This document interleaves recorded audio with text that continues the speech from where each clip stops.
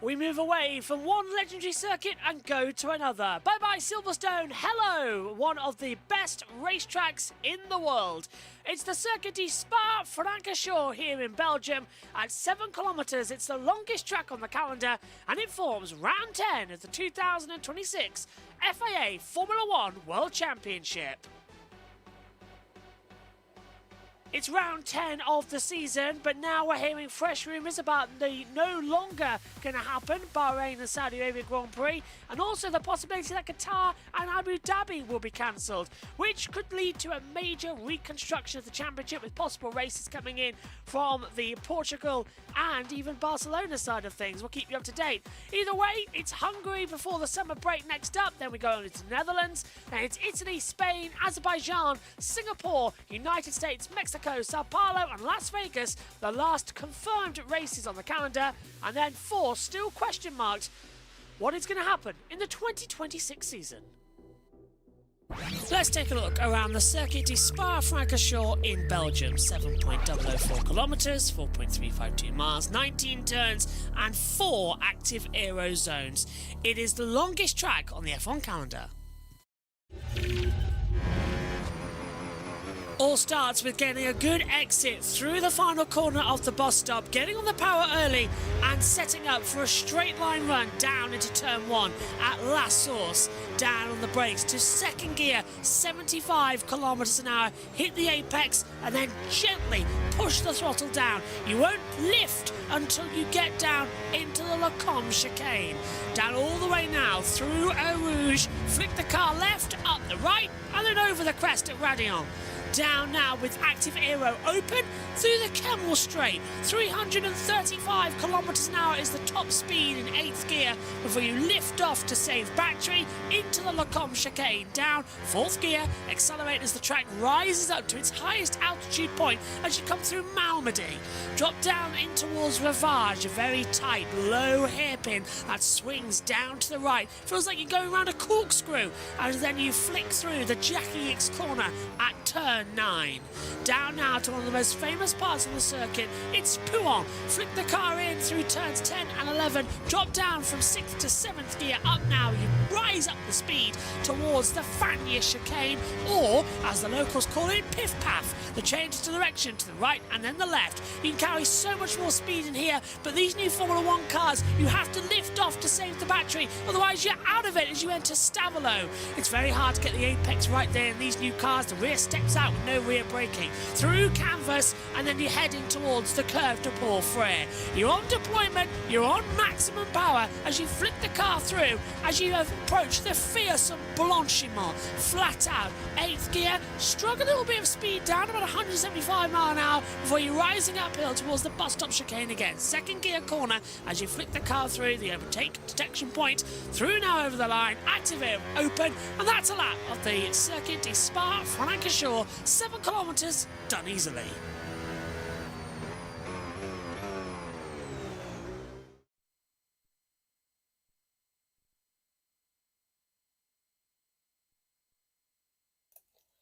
Hello everybody and welcome to the Circuit de Barcelona. Nope, the Circuit de Spa-Francorchamps. Sorry about that, getting a little bit confused as we're wearing a different microphone at the moment. And I just got some feedback in my ears. Welcome to Spa, one of the best circuits on the Formula 1 calendar as we get set for round 10 of the 2026 Formula 1 World Championship.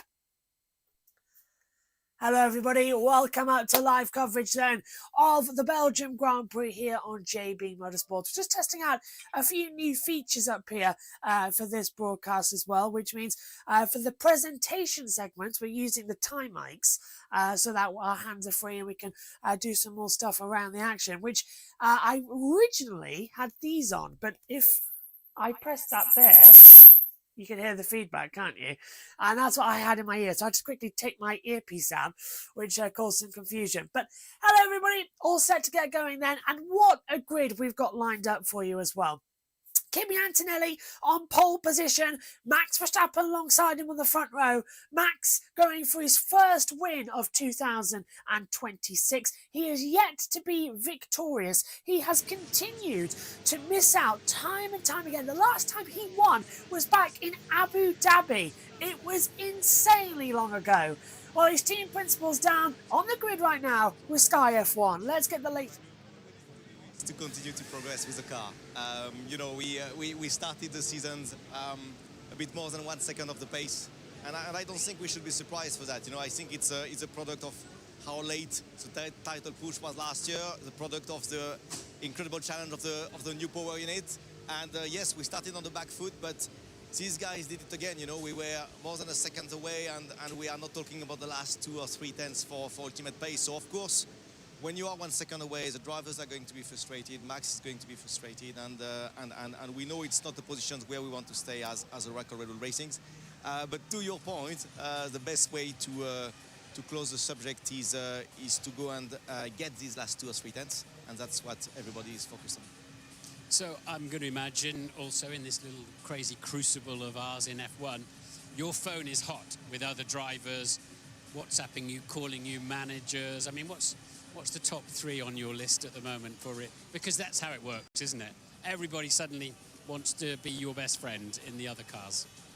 Look, it's working in both directions. No, it is completely natural, and I think that's what you guys were reporting before. It's completely natural that Max gets called from everyone because he's the best driver in the world, and equally, if you are a top team, you are going to get calls from many of these good drivers around as well. So that's natural. Is it a distraction for us? Not really. Really, the full focus is only get that car to be as fast as it can, and then you will keep your best driver in the world. And we also see the massive growth of Isaac alongside Max, and that for us is the ideal pairing, and we try to make sure we can keep that pairing.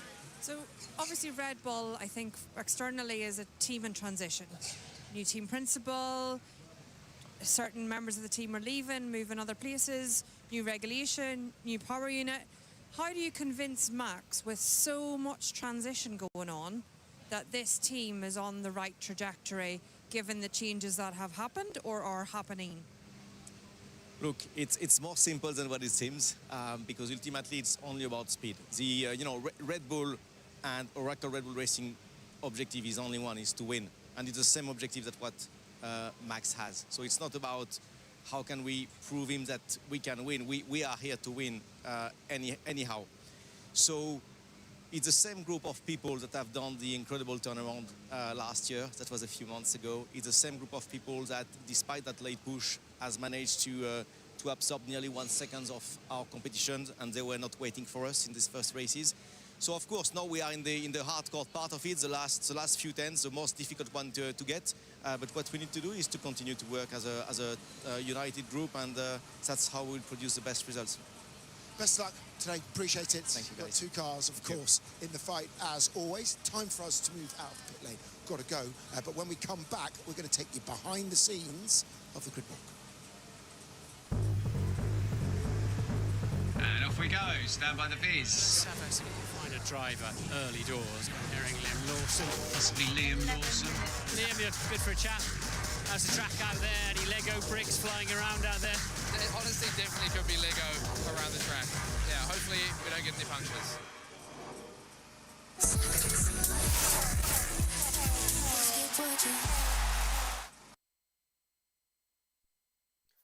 Well, so much to look forward to coming into today's racing action as well. I'm looking forward to seeing that grid walk battle in a minute as well. I think that's going to be quite an interesting feature.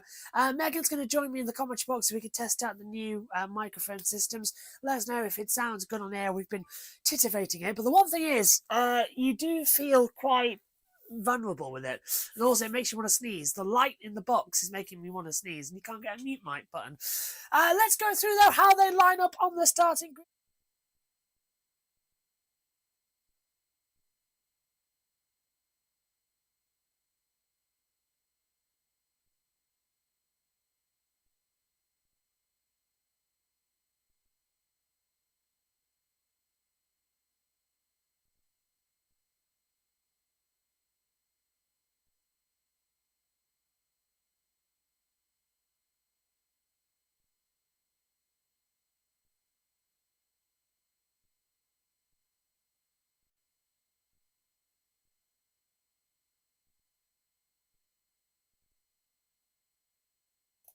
And there's the first disadvantage of the time mics not being on every single source. Sorry about that, everybody.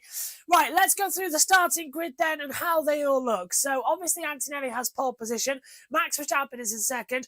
Lando Norris did qualify in third, but that 10th place grid penalty has been applied. He now starts 13th. That's because Isaac Hadjar's penalty was applied before his. So Hadjar's starting at the back along with Fernando Alonso. So that puts George Russell third with Charles Leclerc fourth, Lewis Hamilton fifth. Oscar Piastri then goes sixth with Armin Lindblad seventh. Gabby Bortoletto goes eighth. Liam Lawson is ninth. Pierre Gasly then rounds out the top 10. Followed then by Colapinto and Hulkenberg 11th and 12th. Norris now 13th with Behrman 14th. Albon is in 15th. Ocon 16th. Bottas is 17th. Perez 18th. 19th for Sainz. 20th for Stroll. 21st for Isaac Hadjar. And 22nd for Fernando Alonso. So that's how it all works out coming in then to this procedure, but there's been several problems already this weekend in terms of safety cars, and already in the Formula 3 and Formula 2 we've seen them be affected with the long lap nature here at the circuit. 2 laps behind the safety car is 14.8 kilometres spent on the tyres and fuel.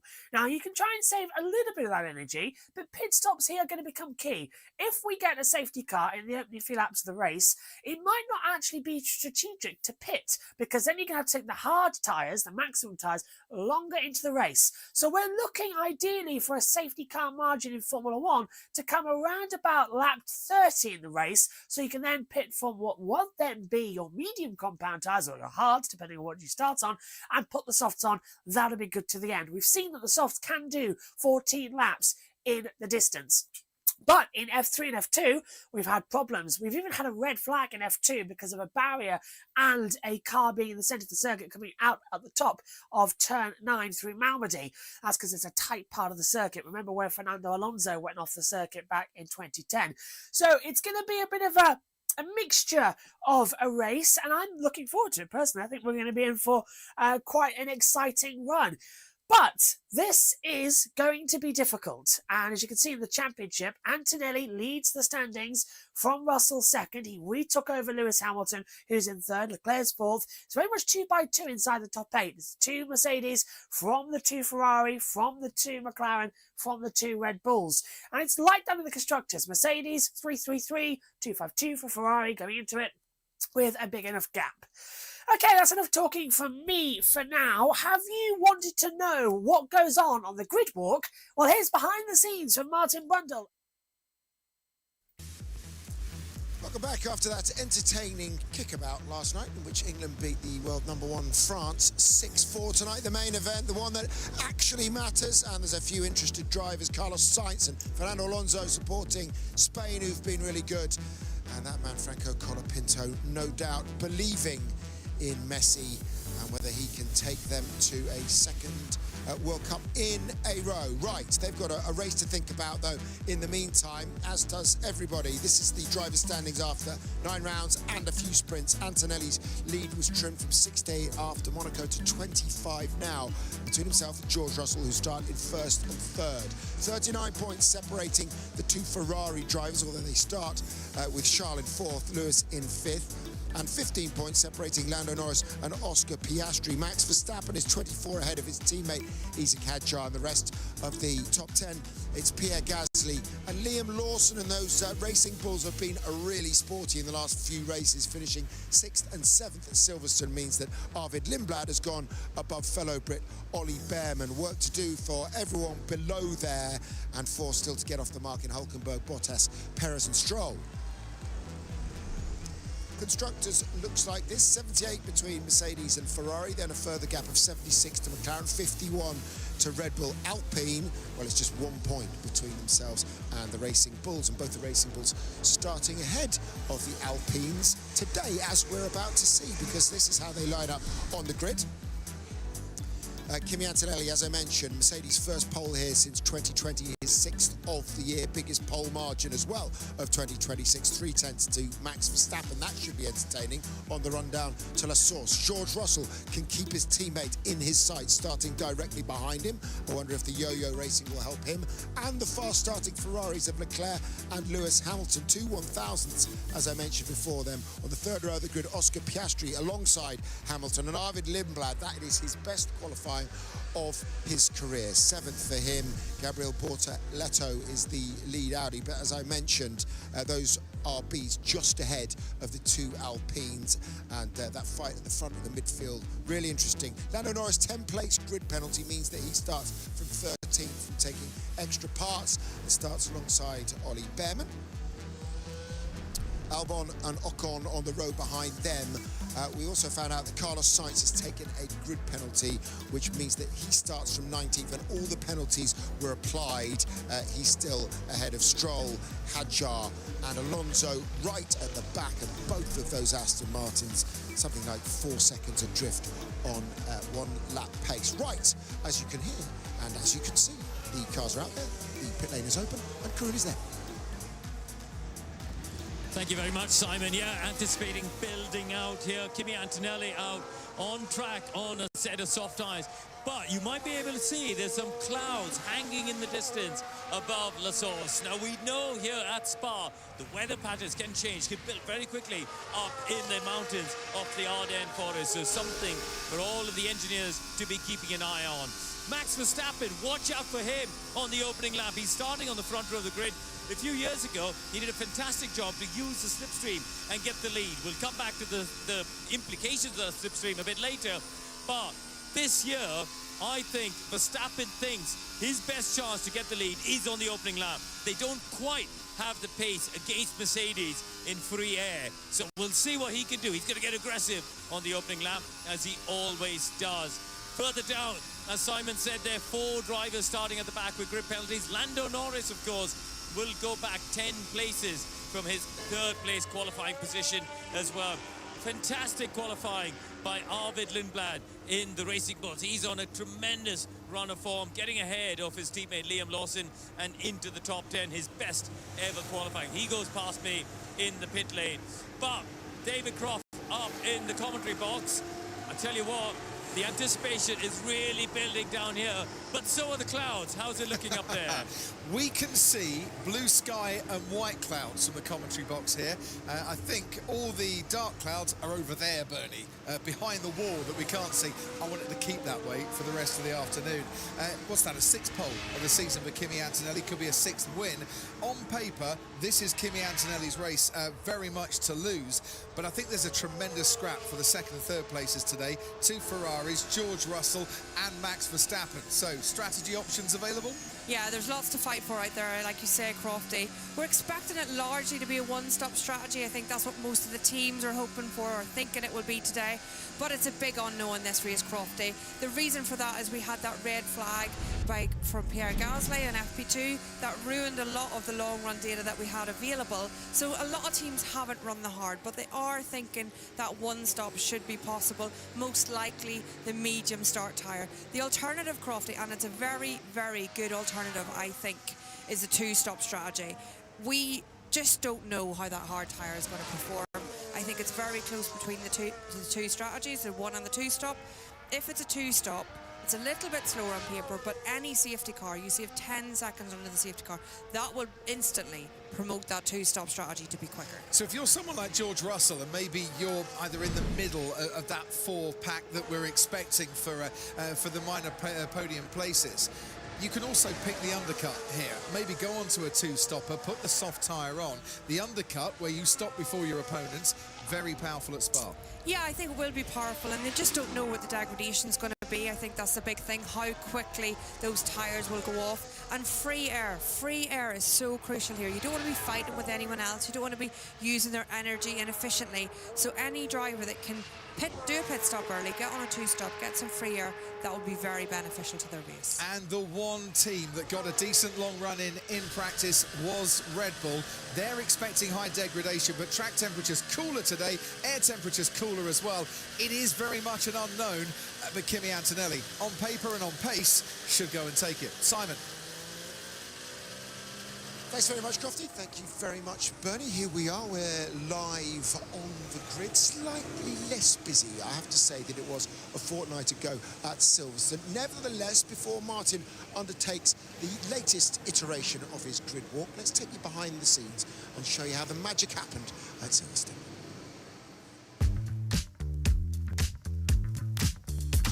The grid has become so much more busy. When I first started doing this 29 years ago, I was the only person on the grid. As you arrive on the grid, as Villeneuve has just done, look what you can see. Come over my shoulder here, Keith. Remember that a driver's sitting down. This is about his perspective. It's 12 minutes, unscripted, unrehearsed, live, car crash television. And surprise, surprise, I crash. Could we have a quick word with you for British television? English. You do understand English? No English. Megan, Martin Brundle from British television. Who are you supporting in the race? I can do that because I did. It's the presentation by Pele. Yeah, I was having it. Patrick, Martin Brundle, Formula One television in England. What do you think of this atmosphere? This is crazy. I've never been to an F1 race. This is spectacular. Okay, it's not Patrick. That's why he ignored me in the beginning. But what is your name, sir? Paulo Banquero. Right, okay. Well, I thought I was talking to somebody else. Because I'm not a stand-up comedian. I'm not an entertainer. I'm an ex-racing driver who commentates. I'm currently writing a musical about the life and times of Rasputin and Mad Monk, and we just got they're allowing it to go on Broadway. All right, I'll try and think of a question for that answer. Kim, Martin Brundle, Sky F1. How are you today? You don't need to push me, mate. It's all right, mate. I'm in charge around here. Killian, Martin Brundle, Sky F1. Don't push me, mate. I'm nearly famous. I don't know when it started, but we have somebody on the grid. Then there's a spotter, milling around, spotting, talking to me. I've got the director and producer will give me some information. So I've got 3 people talking to me. Lewis, wonderful to see you. Sorry, you're his brother. Well, sorry. He said he's got a cap on. Well, I'm sorry I mistook you, but lovely to see you on the grid. Thank you. But nobody looks anything in real life like they do in their Google pictures, I've worked out. Tommy, have you seen, like, V2 that's come out of the talent list? I was just having a look through.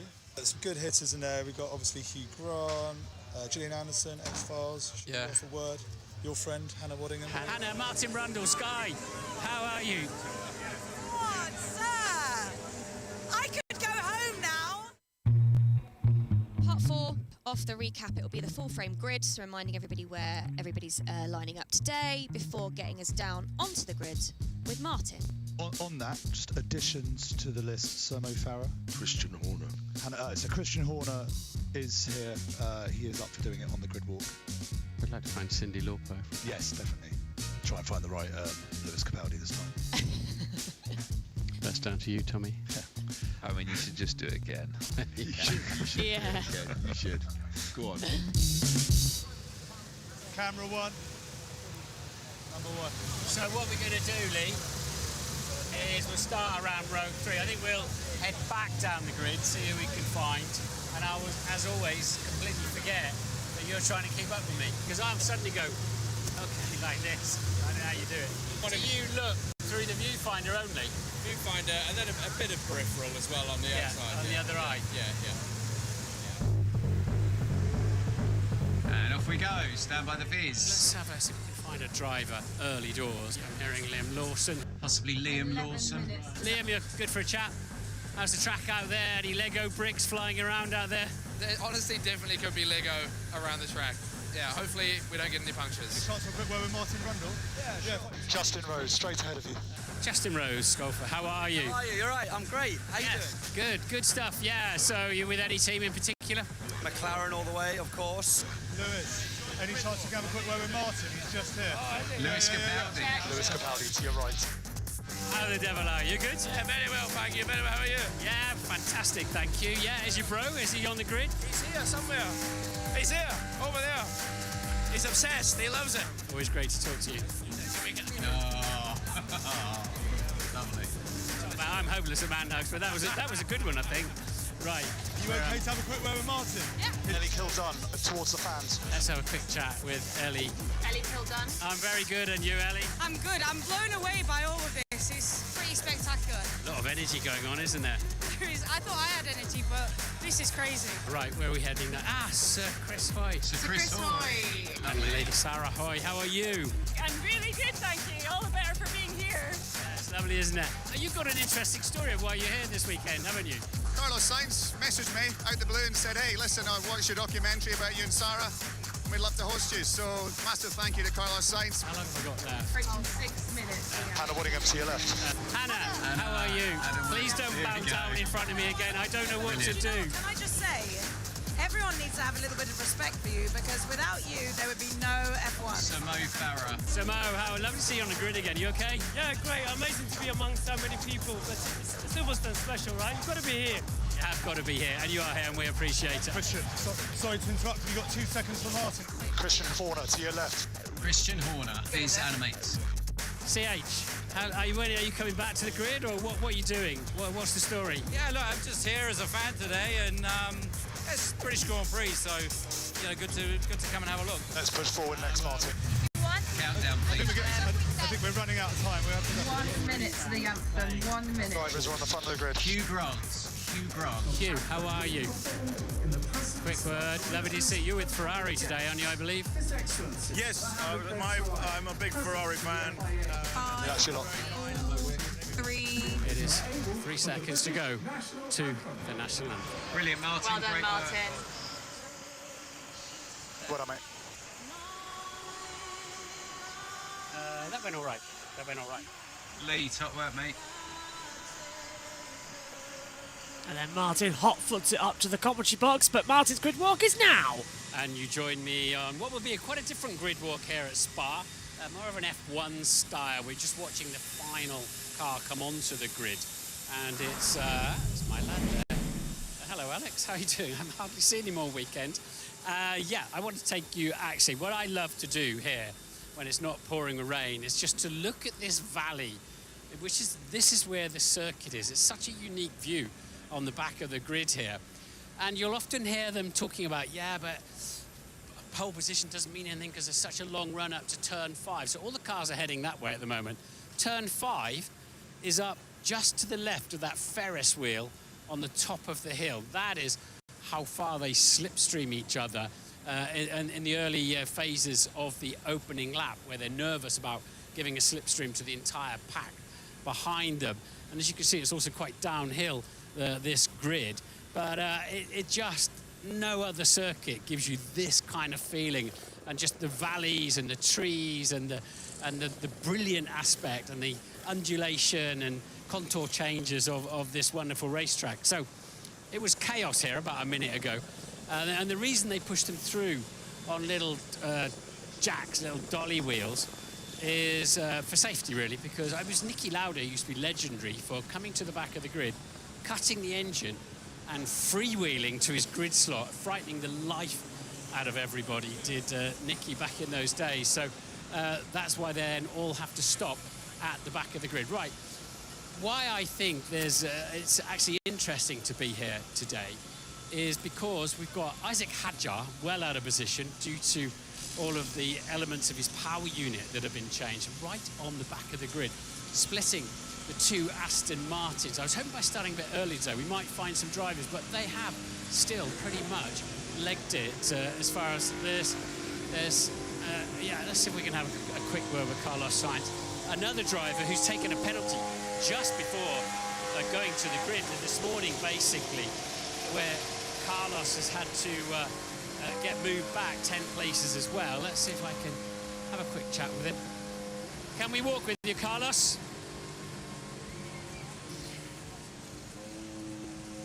Can I walk with you? Yeah, go. Spain World Cup final tonight. What do you think? I think it's obviously Spain. Being Spanish, gonna be a tough match.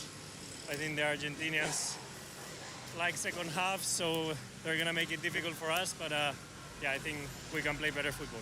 More importantly, how about you today? You got a bit of work to do after that penalty. Bit of work to do, but not that much, because I think we can get maybe to P14, P13 if we have a perfect race, and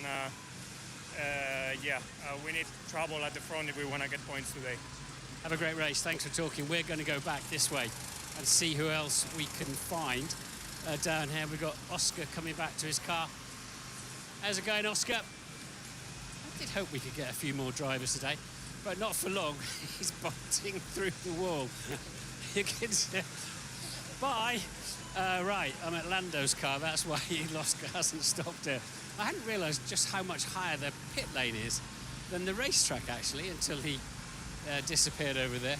Right, let's see if we can find anybody else. So we zoomed past a lot of cars. Any other drivers on the side of the track? Here's Lance. Lance, so you got a few fast cars amongst you at the back of the grid today. Ajar and Lando's not that far ahead of you. We're not really in that race, so I don't think we're gonna be with them for very long.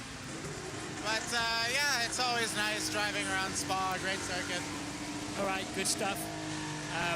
Unfortunately, the Aston Martin is pretty steady this weekend, so he's got more time on the track than most, so at least he can enjoy this wonderful racetrack. I'm going to have a quick scan down here and see. We haven't really looked around the Audi, have we, on the grid? We can see the tyre blankets are on. They can only pump those up to 70 degrees C. And of course, they'll go to the grid on a different set of tyres. FIA having a look, just checking everything out. They'll go to the grid on a completely different set of tyres, so that you don't end up with punctures or anything like that. We'll have a good poke around that as well another day. We've got two Alpines side by side. We've got a few minutes left. Let's see who else we can find. Yeah, we've got Steve Nielsen. Oh, we've got Flav and Steve Nielsen. Ayo, how are you? Good, thank you. Good. What can you achieve today with the Haas? Honestly, it's gonna be difficult, but we can only do what we can. So we really try to do our best race and take a bit of opportunity. Can you steal a point or do a counter strategy or something?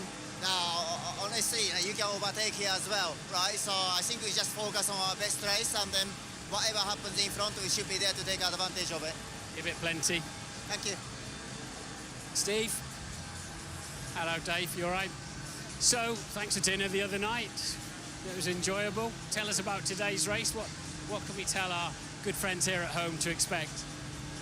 Well, we were just talking about the weather, actually. The forecast telling us it's going to be dry, but if you look up, it looks ominously grey, which Spa is famous for. So we're hoping for a good start, try and take the fight to our competitors, one of which is just there. See what happens. Yeah, the Racing Bulls are quick, Dave, aren't they? They've really found some pace. Yeah, they've certainly seen the last few weekends. We've struggled a bit with pace to them. They've had a good upgrade as well, but we've got upgrades coming, so it'll swing the other way, I hope, soon. All right, good stuff. Good to talk to you. Have a great race, and we'll keep moving along. Flav, how are you doing? Hi, my friend. Good, you? Yeah, very good. Yeah. What can you tell us? There's some wheels coming through. Tell us something we don't know. What's going on? It's cold. It is cold, actually. Well, it was hot about 5 minutes ago, but yeah, well, anything else slightly more interesting than that? You good? How are you? Very boring weekend. No gossip. Yeah, what are you hearing about Max Verstappen? What are you hearing with him? No comment. Not what they're talking about. No comment. I don't know. You've got your drivers, though, yeah? Yeah. All right, well, look, have a great race. Thanks for the... Yeah, I do an okay job. Yeah, I'm still employed somehow anyway.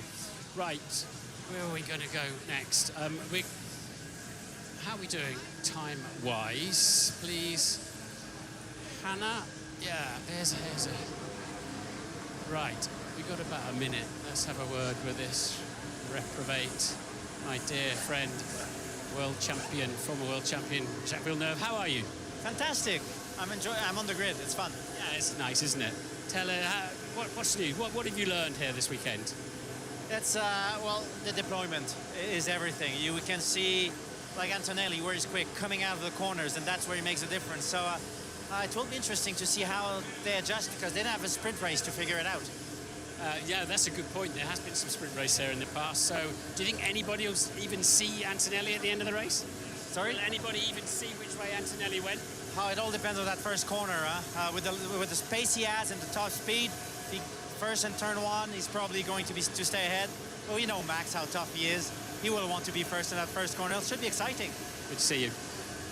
Right. Stand by, Simon. Stand by, because we're going to throw to you a little bit earlier today, having started earlier. Have a little poke around this Ferrari. They're just warming up. You can see that little flick up they've got behind the exhaust, look, that energizes the rear wing. That was really clever, and you can't imagine what they had to do with the geometry and the position of the engine and gearbox to be able to do that within the regulations.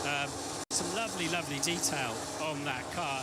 Smells a little bit strong behind it, and let's see if we can find one final interview.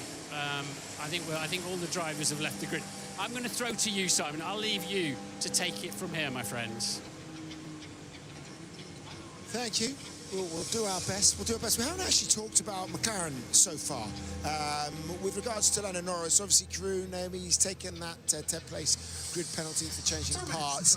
It looks like from there, he's going to have to clear both the Alpines, both the Audis, and both the Racing Bulls. Should that be easy enough to do?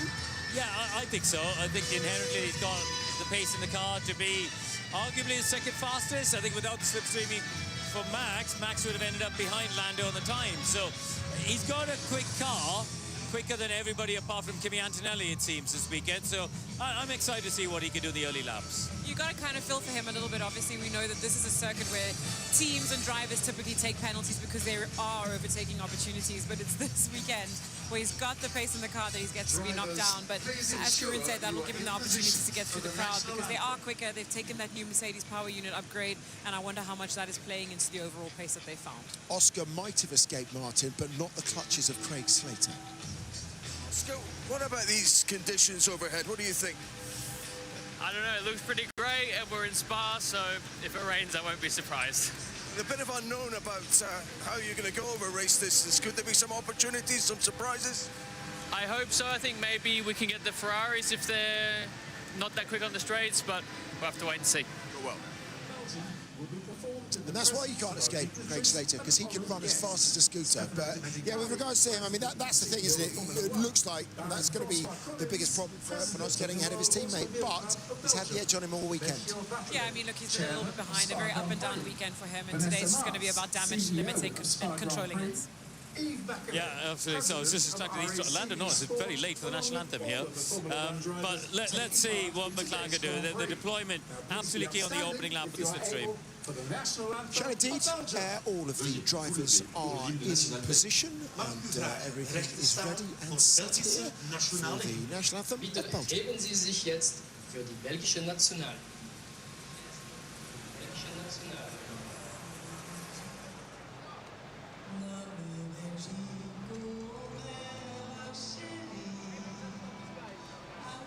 Cœur, à toi nos bras, aan verdenskracht en het bloed van onze aderen.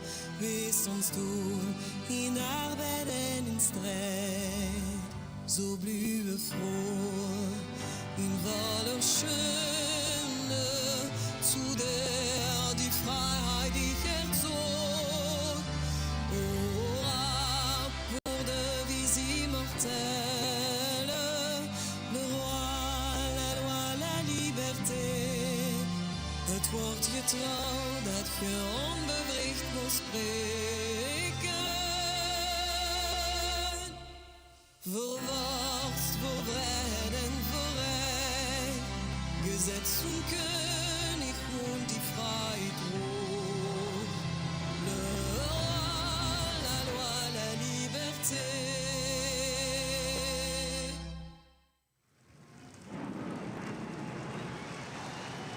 Lovely stuff. Well, just as the sun peeks through the clouds again, there are very many, as Flav was saying, grey clouds above us. Let's go to Bernie, who has a radar handy. What can you tell us, Bernie? Yes, a radar handy indeed. And if you look at this radar picture, just where you see Spa on the top left, that cloud and rain is building there and moving towards us.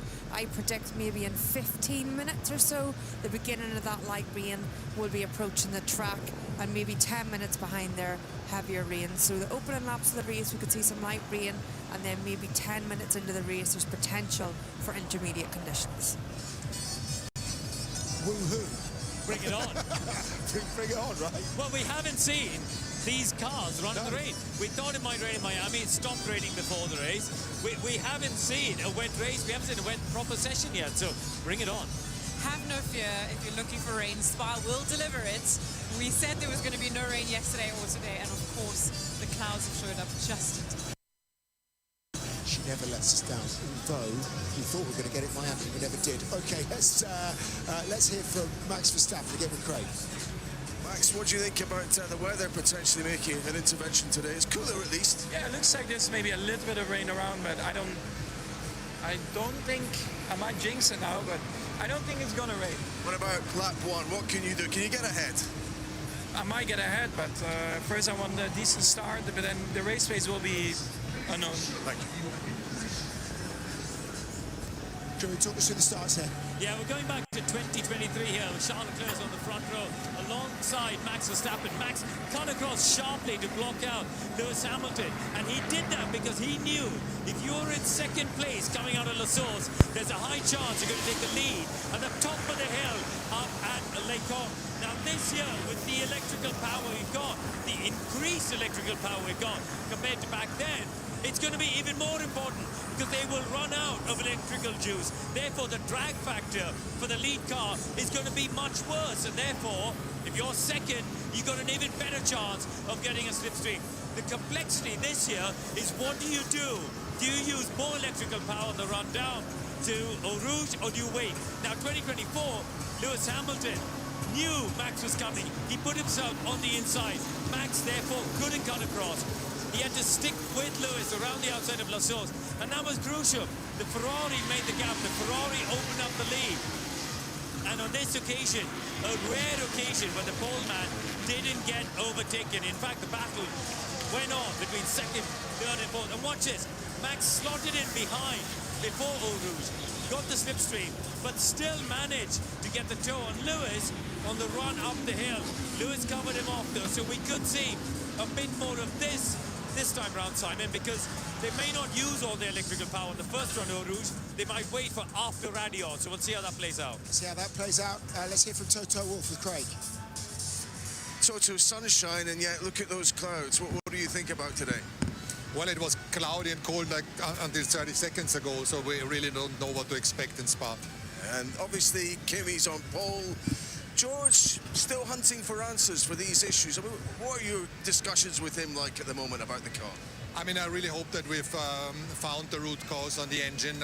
There is something we saw, so hopefully it should be gone for today. Just finally, have you had a chat to Kimi about what Max will do on lap one and just to keep it calm? It's a little bit an unknown how much the slipstream is going to really do, or whether energy management is going to be the prevailing factor for, you know, the first straight. Generally, you don't want to start on pole here because you're going to be eaten up on the straight. So it's a little bit of a surprise box, but curious to see how it pans out. Excellent. Thank you.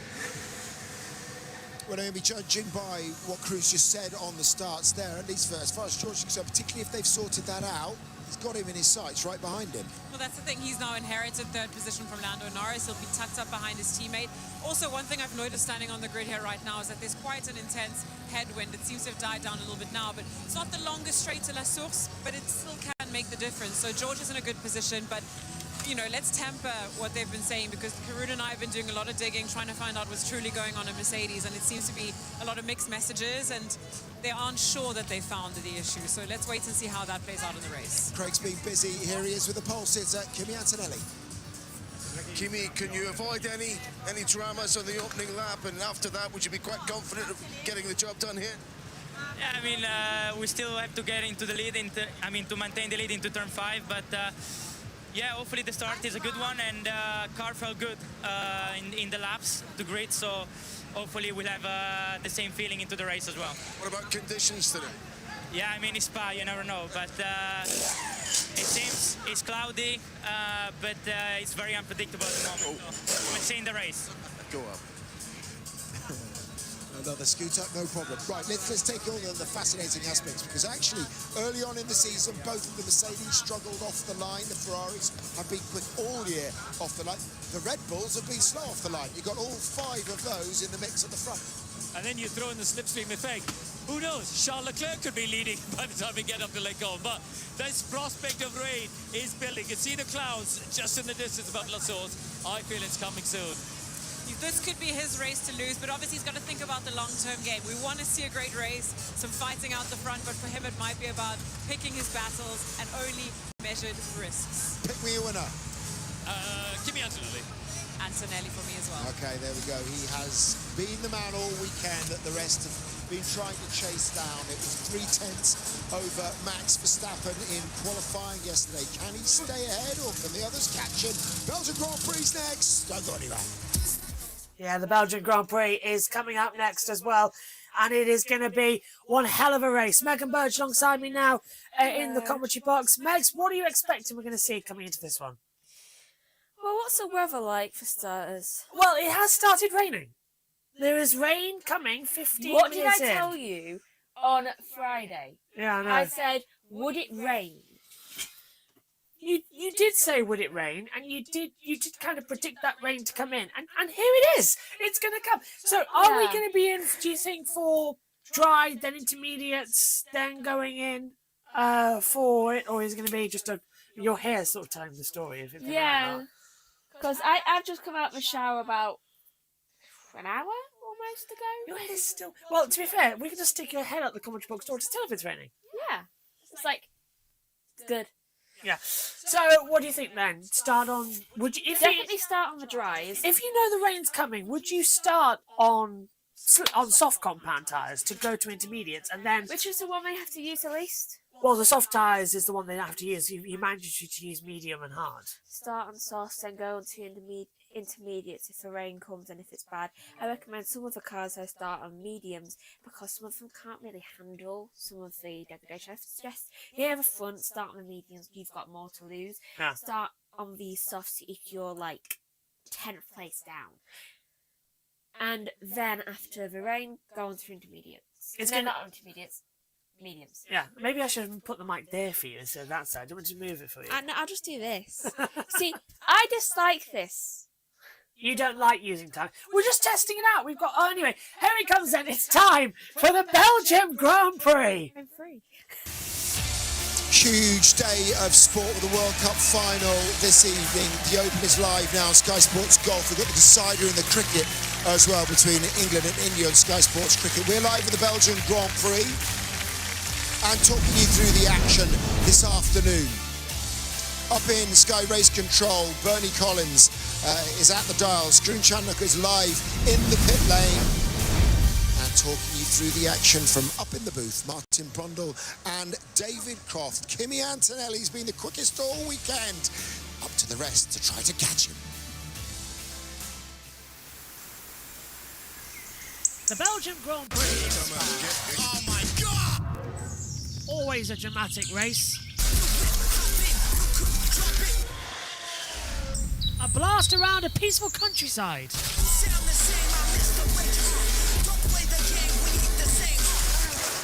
Is anything but simple.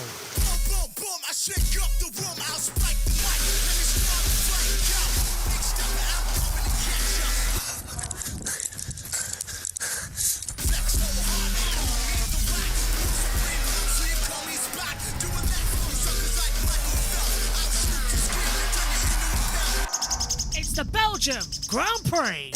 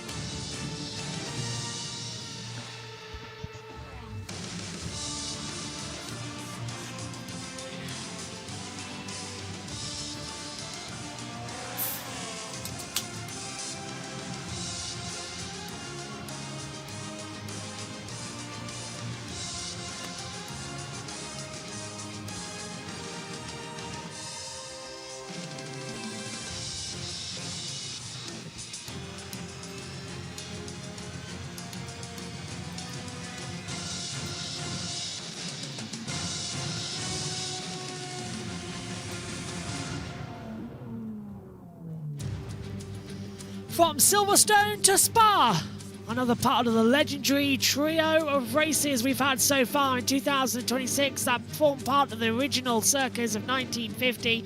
We've got the final part of the quartet coming up soon, and Monza. But Spa-Francorchamps is the toughest, most demanding circuit on the calendar. 7.004 kilometres, that translates to 4.352 miles, 102.2 metre elevation change, and 19 corners with names steeped in history. Michael Schumacher's won here 6 times, the maddest man to do so. This circuit bites. Pirelli have bought the C2, C3 and C4 tyres, but we might need the green intermediate and blue wet weather tyres, as with typical Spa, the rain is coming in over the mountains deep in the heart of the Ardennes forest. Let's take a look how they line up on the grid then. Fernando Alonso starts 22nd on the grid after, again, another bout of penalties. Isaac Hadjar starts this race 21st after an interesting qualifying while he helped his teammate Max Verstappen. Lance Stroll starts 20th. Carlos Sainz will start this race from the pit lane. He's in 19th. It's 18th for Sergio Perez. Alongside him, 17th for Valtteri Bottas, his teammate. 16th on the grid for Esteban Ocon. Alexander Albon lines up in 15th. It's 14th on the grid for Oliver Behrman. 13th for Lando Norris. 12th on the grid, then coming for Nico Hülkenberg. Alongside him is Franco Colapinto. And then we're inside the top 10, which now sees Pierre Gasly after Hadjar's demotion. Alongside him is Liam Lawson. Then it's Bortoletto in 8th and Lindblad in 7th. 6th for Piastri, 5th for Hamilton. 4th on the grid, then comes Charles Leclerc. George Russell promoted to 3rd after Lando Norris demoted. As I said, he's down in 13th position now. Russell inherits the 2nd row. Front row though, it's half Belgian man Max Verstappen, and Kimi Antonelli, the young superstar, lines up on pole position. I'm Joshua Birch. Alongside me in the commentary box is Megan Birch, Owen Bolderow as well. And Owen, we'll come to you first. Good afternoon, my friend. You've been to Spa. You've been in these conditions. The rain is coming in. And, well, you sat there and just accepted your fate. Are these drivers and fans going to do the same thing? There's some sprinkling in the air. And can you tell us, if it rains at Spa, do we build an ark? Hello Josh, I'm really looking forward to this race, and when it rains at Spa it definitely pours. Of course it's held some of the most wet races in Formula 1 history, of course, in most recently the 2021 race, which was called off, and then throughout the 2024 weekend, which is the year that I went to Spa-Francorchamps, we had on and off rain. The F2 sprint race was actually called off because of the rain, so yeah, we will see how hard the rain is due to come in, but when it rains here, it always produces some incredible racing action, because then it very much becomes a game of survival, doesn't it? You know, that is when the driver skill really starts to shine through. Corbyn's watching for his first time, his first F1 race, Don't worry, Corbin, it's not like NASCAR in Atlanta where if it rains we stop the race and wait for the track to dry. We have wet weather tyres. We will go racing. The only chance we will stop the race if it becomes absolutely horrendous weather. But what we're seeing on the forecast right now is just the light participation of rain coming in around about 5 minutes' time. There's only a 10% chance, Megan Birch, but as we know at Spa, we've been waiting for an eternity as the formation lap begins. I kind of hope it does rain, because it'll just bring that slight bit of chaos to it, and I miss the rain, both in this country and in motorsport. The formation lap begins for the Belgium Grand Prix here at Spa-Francorchamps. 44 laps ahead of us around a 7-kilometre circuit with Antonelli on pole position and Max Verstappen alongside him on the front row of the grid. We are all set to get going. Megan, everyone is going to have a different form of tyre complications, and one of the Alpines looked to have stalled on the grid, and that must be Franco Colapinto, who's got away very, very late and has stopped Lando Norris going. It is. And again, the deficit of having these engines don't really get in the way. Megan, talk us through the tyre compounds, because with rain in the air, anything's possible, but if it stays dry, this is how it looks. Well, currently, most of the field is on medium, like I suggested, but also it looks to be a one-stop medium 20 laps going on to hards for 24 laps, or starting on hards for 27 laps going on to mediums for the remaining 17. But with the fact that there might be rain, that could fluctuate. Most of the field is currently on mediums, like I said they would be, especially towards the front. They have a lot more hard compounds, though, towards the back, with only 2 people, being Bottas and Sainz, to actually go onto the soft compound tyres. Yeah, that's a surprise to me on that front as well, with the medium tyre compounds. Ocon as well out there, they're on medium. I thought he was going to go soft on the grid. 400,000, a record-breaking weekend for Belgian Grand Prix attendance. And Owen, what are you thinking coming into today's race then? What's your analysis of what we're going to be witnessing? Well, of course, Red Bull and Max Verstappen are incredibly lucky to be on the front row. They have the luxury of using Isaac Hadjar for that tow. And I think if Verstappen does want to win this race, he needs to get past Kimi Antonelli on the first lap, potentially in the first sector, because with the pace Mercedes have shown in this weekend, they are just going to pull away if they are in front. So Verstappen, and with the rain coming, he is always very, very strong in the wet. So they'll be wanting to try and get that Red Bull ahead of the Mercedes, so then they can try and build a gap. And if the rain comes down hard enough, maybe have a chance in this Grand Prix. Forgive me, viewers, I forgot to do my stretches before the start of this commentary, because Megan and me were talking in the build-up. So just do your chest exercises, get it all opened up, open up the diaphragm, and then get ready to go racing. I can see a grandstand over that hill. Is it me, or does it already look like it's starting raining? I hope so. I want the rain. Rain at a 7-kilometre circuit could certainly be entertaining. I generally am. I'm missing the rain even just in this country. It has not rained in a very long time, and I'm getting sad. I'd say lines up. Is that Helio Castroneves in the grandstand? Is it watching with his daughter? Probably. I look like Helio Castroneves. If he's just in the grandstand with his daughter. If not, wow. We found his twin. Yeah. Helio, you got a twin. Now look at this. Fernando Alonso doing the same approach. He was slow away from the grid. He did this at Silverstone, but he stopped on the circuit. And now he's got much fresher tyres compared to the rest of the field. It's going to be a lot hotter. Anthony's already been sat at the grid for 25 seconds. So basically, it's just too long. Max Verstappen's won here 3 times in the last 5 years. Oh? Hamilton alongside Piastri the last 2. That was Alonso almost spinning.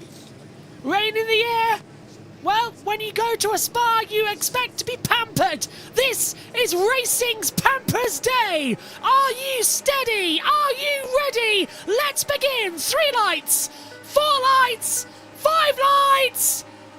Action in the Ardennes! It's a good start from Antonelli and from Russell. Max does get away this time. He's going to challenge around the outside. Leclerc challenging Russell. Hamilton's already coming through on his teammate. They all make it through clearly. La Source. Down the hill we go. The wings are already open as the rain starts to fall. Max Verstappen's going round the outside, and Max Verstappen takes the lead round the outside. And Eau Rouge, that is a phenomenal start. And Antonelli's got the slipstream. Has he got the boost as well with the battery deployment to come back in him? Charles Leclerc's coming round the outside. Max goes from first to third in the space of a straight. The 2 RBs are together. Oh, and spin. off. Hamilton Russell's round. Hamilton hits Russell! Hamilton hits Russell! Yellow. Leclerc's gone down as well! And Leclerc stays in second position. Hamilton hits his former teammate, though, Owen. The yellow flag's coming out, and George Russell is out of the Grand Prix. His miserable season continues. Oh, my goodness. 3 cars not going into one there. That was an absolute mess of a start. Verstappen losing 2 positions in a straight, and then Hamilton tagging Russell, sending him into the gravel at turn number 6. And I don't think he has recovered, so he could well have a safety car here because that's barely off the road. He's struggling to get it restarted. Megan's got the onboard camera. He's not even moving. George Russell looks to be out, and he is getting out of the car. George Russell is out of the Grand Prix, and we're going to need a safety car here as Lewis Hamilton has got wing damage. The safety car is out, but Max Verstappen, great job for Max. Going, there it is. Yeah, going round the outside at Eau Rouge. Oh, that is unbelievable. Oh, he's in the gravel, Owen. That's why you can't get out. I thought he was on the track, but he's actually beached in the gravel. Yeah, I saw him head into the gravel in the background at turn 6, and I said he was struggling to get it going, and he's out of the car. That is a heartbreak for George Russell, because now, if Antonelli wins this race, that gap is going to go up to 50 points to his teammate. Esteban Ocon's got a puncture, and he's been off the track somewhere. Esteban I think Ocon, he was involved. He's got a front left tyre going and a rear down. one. Yeah, rear tyre down as well. And, well, hard to feel coming to the bus stop. I think he was involved. Recovery vehicle is on the track. What a start. What a crazy start to the Grand Prix. Oh. So, safety car coming through. I thought I heard one of the radios then, but it didn't go on. It must be on here. Into the pit lane Hadjar comes... and Behrman in. Well, Owen, and in also Perez and Bottas. Now, are they going to get off the soft compound, go on to medium, run the lap on a medium, then just change back? Because this is effectively, you can get your free pit stop out the way, especially if there's rain coming in.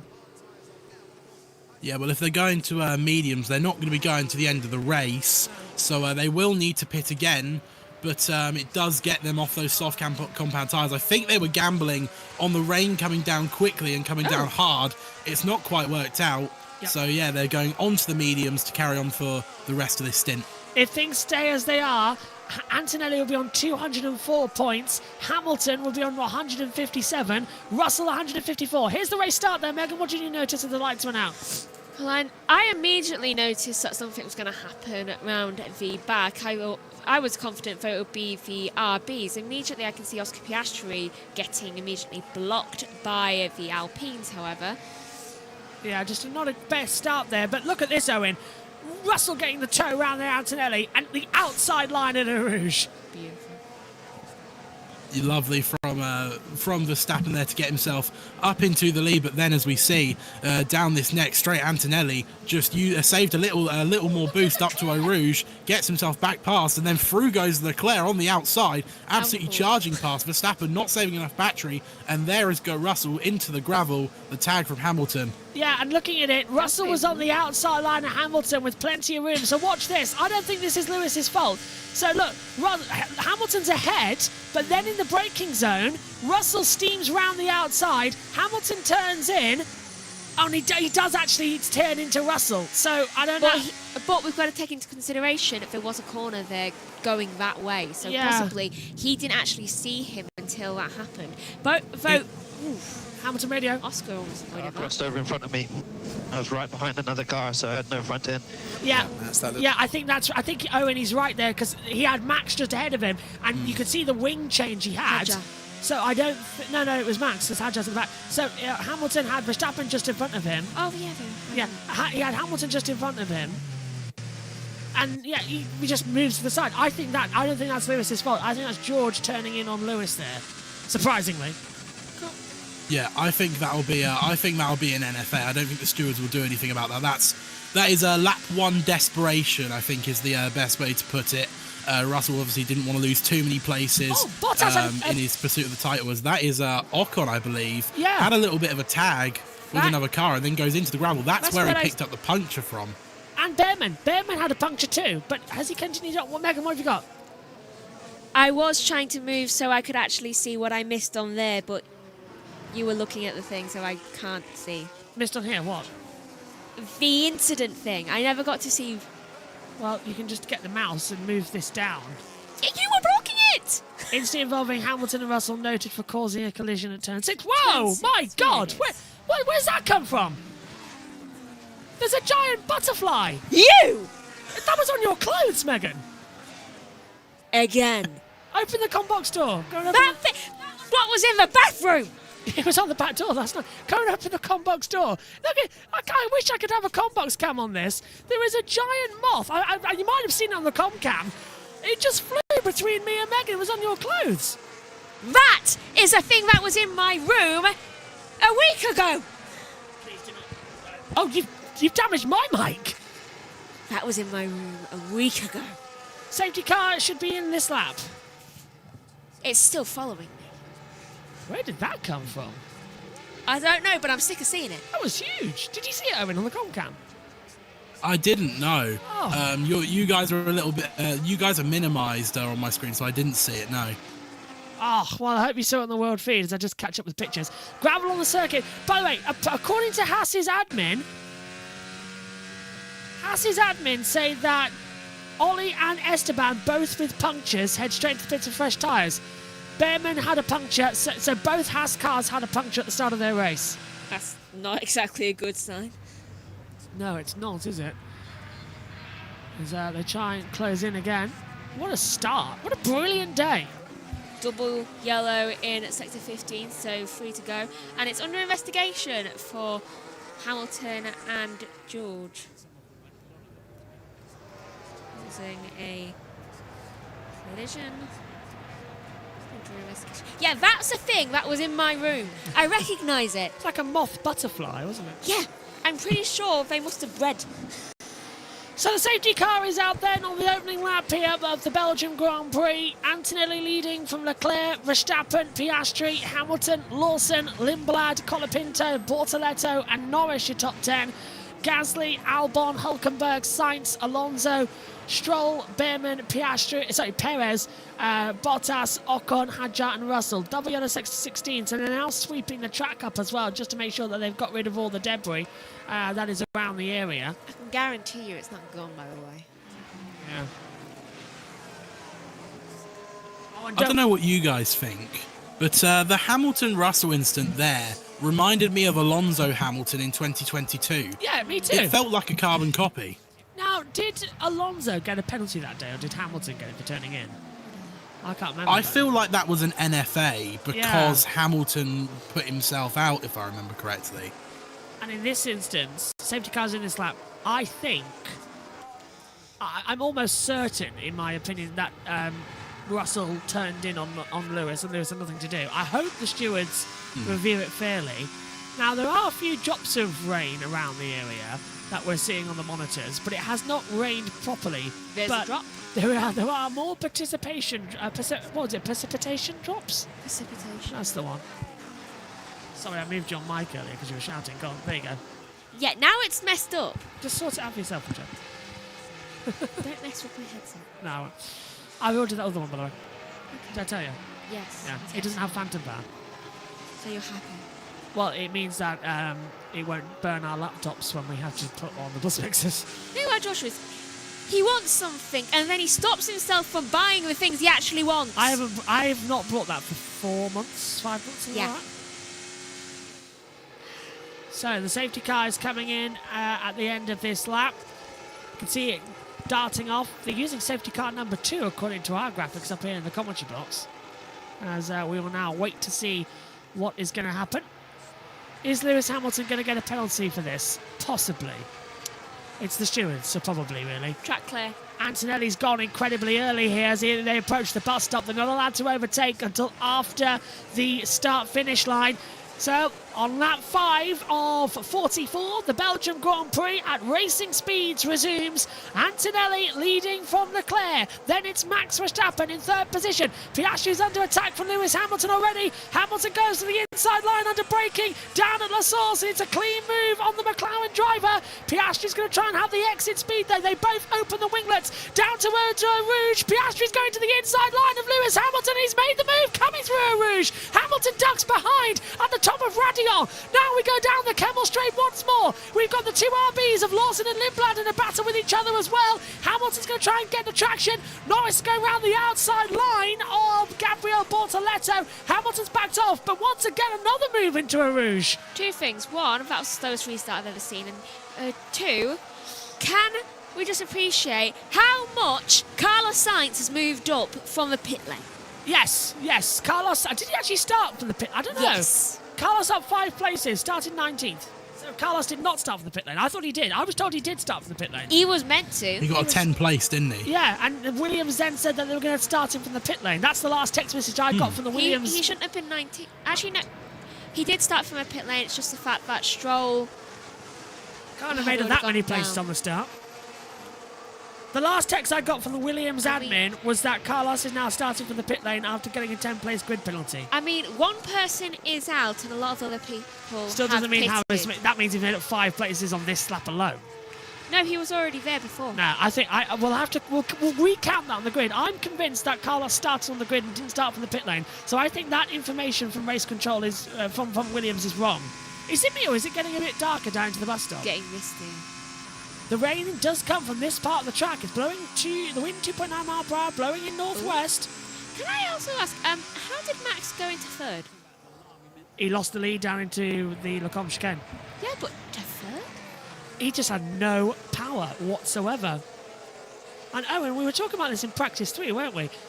It's quite funny when you consider the fact that this entire balance of power thing isn't actually working correctly, because now he's going to go on the attack, but is the Red Bull power unit actually as fast as you think it is, as he now attacks Charles Leclerc? Leclerc goes defensive, Max pulls out the outside. That's an easy move. That's just on balance of overtake power. That's not an actual proper overtaking manoeuvre. Leclerc couldn't defend. Yeah, what do you think? Has Red Bull actually got the fastest engine?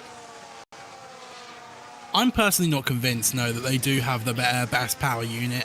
To be completely honest, I still think it is the Mercedes engine. You know, everywhere we've been where straight line speed has been really important, Mercedes have been absolutely flying. For instance, Canada.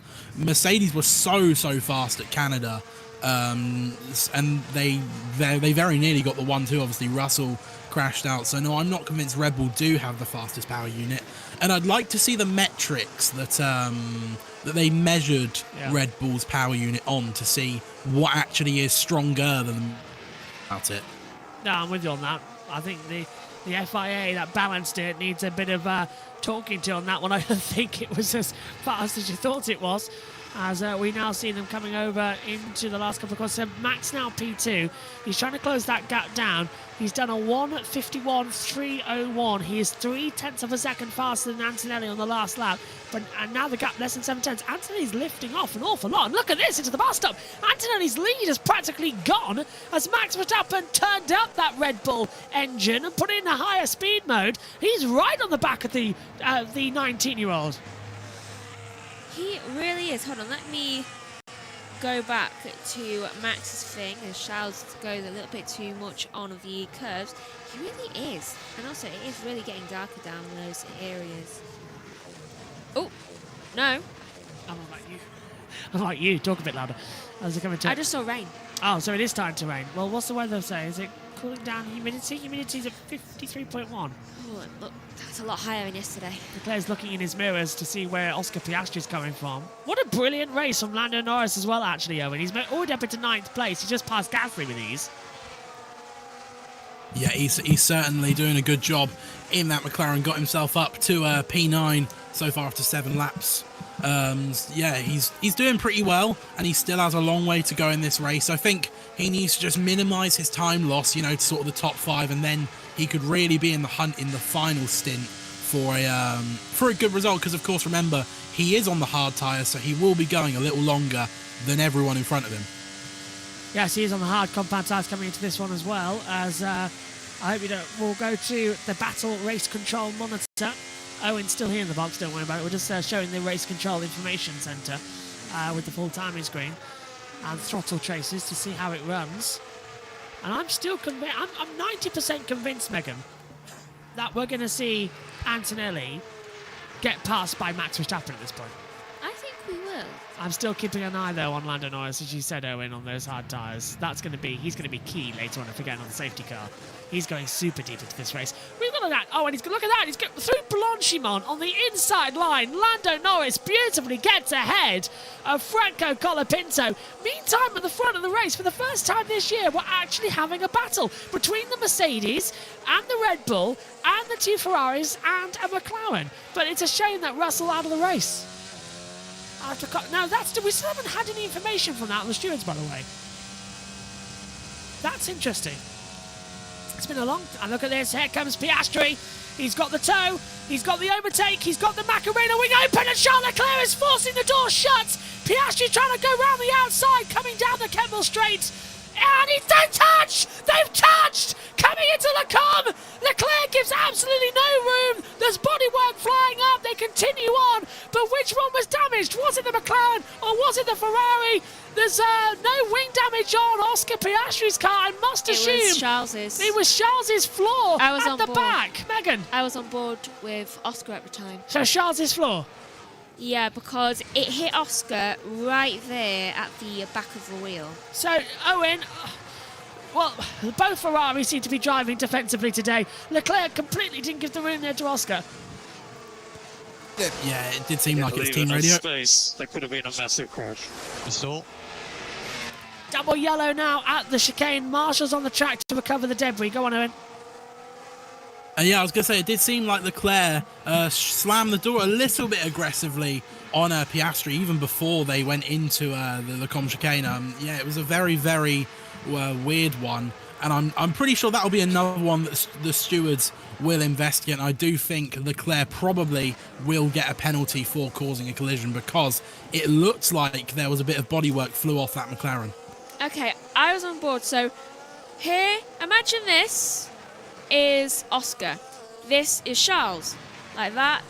Charles has no room on that side, and then all of a sudden it's kind of gradual, and he just kind of goes into that. I personally think it'll end up being a no further action, because Ferrari are gonna try and argue, oh, he was about to go around a corner, he didn't see where he was going, it was gradual. But he did close up that gap between... Closing the racing line? Yeah. He was closing it far too much, though. I reckon if he does get a penalty for that, Ferrari are going to start arguing. Hamilton's going around the outside, and Hamilton has now passed Piastri. He sort of darted out of the way to not get in the way, not get in Lewis's area there. I do think Charles should have a penalty for that, though. Or at least... Like a replay. Like 5 seconds. Could be if they did 3, that would be nice. Right, here we go. Right, so Piastri's alongside. Leclerc's looking in his mirror. They're still side by side. They're still side by side. From there. Oh, I don't know. Piastri, it seems like it's almost... and it looks like it's almost the track that closes up, not them two, from the helicopter angle. I need to see Charles is on board, don't you? Because from that angle, it looks like Piastri just run out of track before the curb hits him. Yeah, it definitely looked a little bit more in Leclerc's favour, as that has now been noted by the stewards, the Leclerc-Piastri incident, and I imagine they probably will investigate it. But yeah, we need to see Leclerc's on board, see did he slightly jink that wheel to the left. See, I couldn't see that. No. Whether he moved a wheel, and I was trying to look for it, but he was just too far ahead that I couldn't actually see whether he did move a wheel. And Lewis Hamilton has been given a 5-second time penalty for causing a collision as Lando Norris goes round the outside of Liam Lawson. I generally don't know whether Leclerc's going to get a penalty. Leclerc getting a penalty? Yeah. I don't know, because I can see it from both sides what would happen, but I'm also not confident in their ability to properly digest whether it's penalty worthy, because I've seen so many bad calls. Ferrari are third and fourth for the moment. Charles Leclerc's got absolutely no pace down the Kemmel Straight, and Lewis Hamilton is right there. Lawson is trying to attack Lando Norris, but Lando's already got past him. As we remember on the previous lap, so Norris should be able to stay in P7. So, what would Ferrari do here? It looks like there's some moisture in the air, that's still hanging around, but it's the Ardennes Forest, it can just literally dissipate going into it. It's fine on this area. I'm resetting the pictures for Owen and Omi as they look ridiculous. Is that better, Owen? Yes, it's better now, yeah. Owen, if you need a TV picture refresh, just give me a shout. I'll do it. No worries at all. Thank you. As they come into it. Let's look at the launch. Hamilton's just on a 150.199, so he's got the fast lap of the race. There's gravel on the track. Surprised they haven't thrown a VSC for that. They don't like that being in that critical part of the area. Antonelli's taken off again, and now Verstappen's falling into the back of clutches of the two Ferraris. Oh, and if you were Red Bull, is Max saving energy here because he knows he might not need to fight these two Ferraris?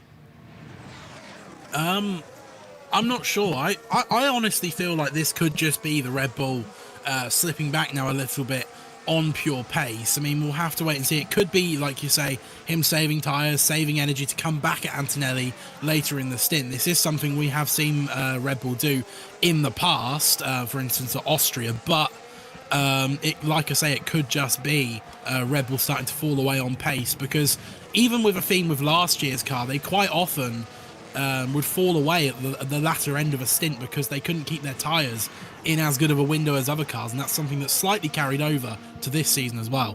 One thing that is surprising me, though, is that it's lap 11 of 44. Usually by now we've had a massive breakaway in the field.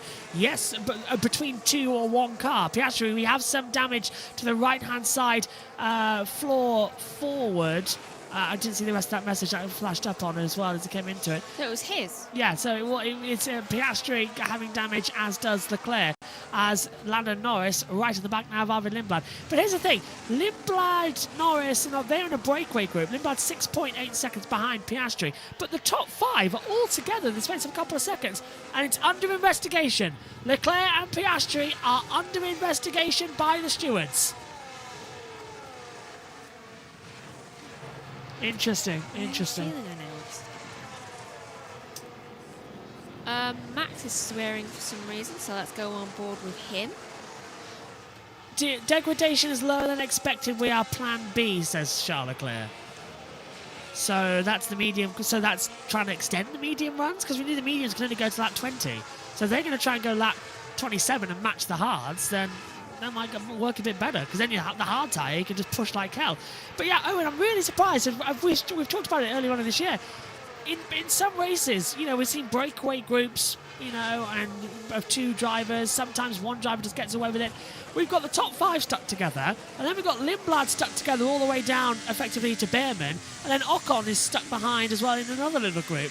So they're all actually sticking together and having a race. This isn't Formula 1 2026. This is Formula 1 2025. Yeah, it's certainly much better. As now Lewis Hamilton actually looks like he's going to go for a move, as they now just come up Eau Rouge, and now Hamilton goes to the outside line on his teammate Leclerc. Leclerc just has a little bit more straight line speed, but now to the outside line Hamilton will go. He can't quite make it work. There's a bit of a snap of oversteer which ruins his line, and he will have to stay behind Leclerc for now. But yeah, it's really good that we have this big group of cars and actually have a fight for the lead. I mean, even at the top, Antonelli's only 2 seconds ahead of Max Verstappen in second, so much better. Hulkenberg's just passed Hadjar, by the way, but Hadjar is on hard compound tyres, and Hadjar passed Albon, so there were 3 wide further back we saw in the mini box. But I agree with you as well. That, I think, looking at Charles Leclerc just then on the onboard of Hamilton, looking to Leclerc, it looked like Leclerc did exactly the same as what he did to Piastri a few laps ago. He was squeezing Lewis so close to the exit, not giving him any room there. So, Owen, with that now, the stewards will also take a look at that as relevant additional evidence of Leclerc squeezing drivers in. Is Leclerc also going to get a penalty for this? I think there's a chance Leclerc could get a penalty. Not for the Leclerc Hamilton squeezing, but I do think the Piastri incident potentially could get him a penalty. It depends. Like I said, we need to see an onboard. If he jinked his steering wheel to the left, that might show us as Russell talking.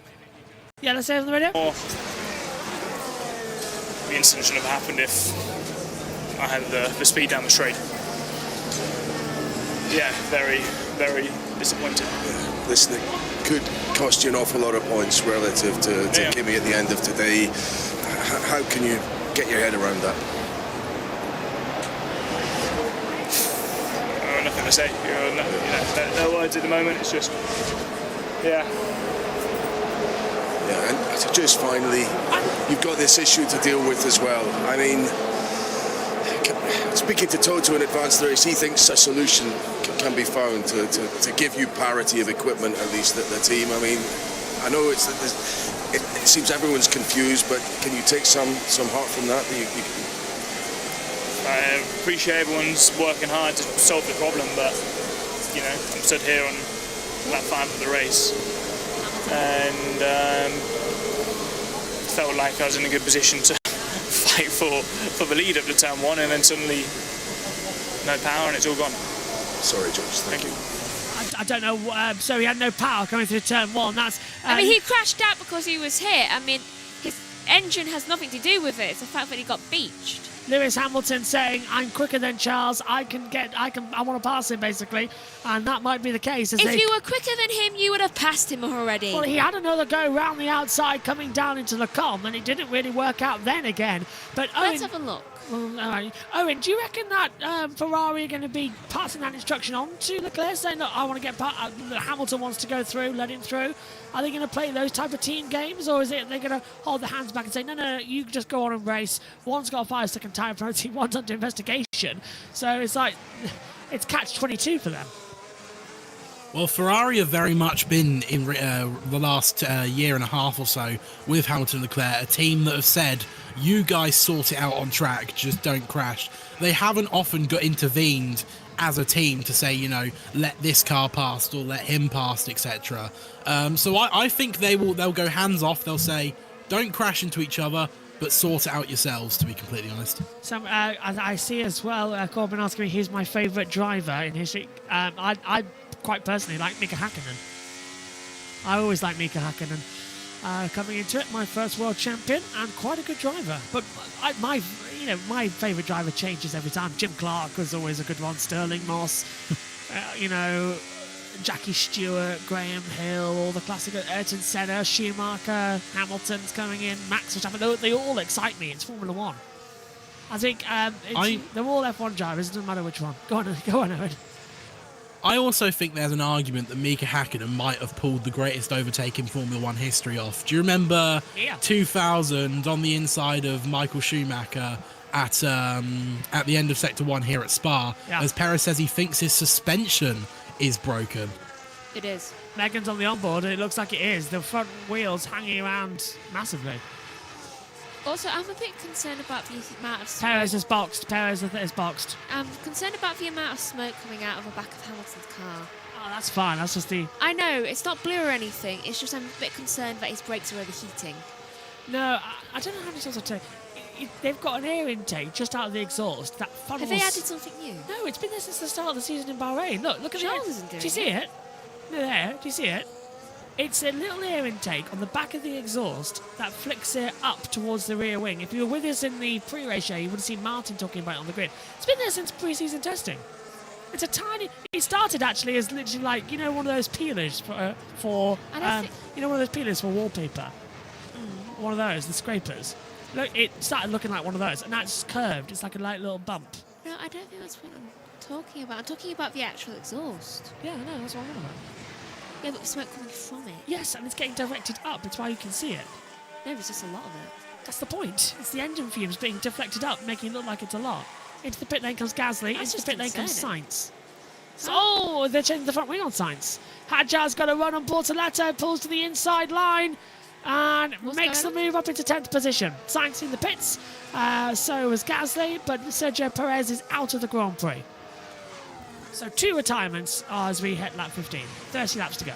Okay, so it was right. There was a problem with the front wing for Sainz because they've just spent ages trying to get that fixed. Yeah, they've changed it, and it took a while for it to actually get...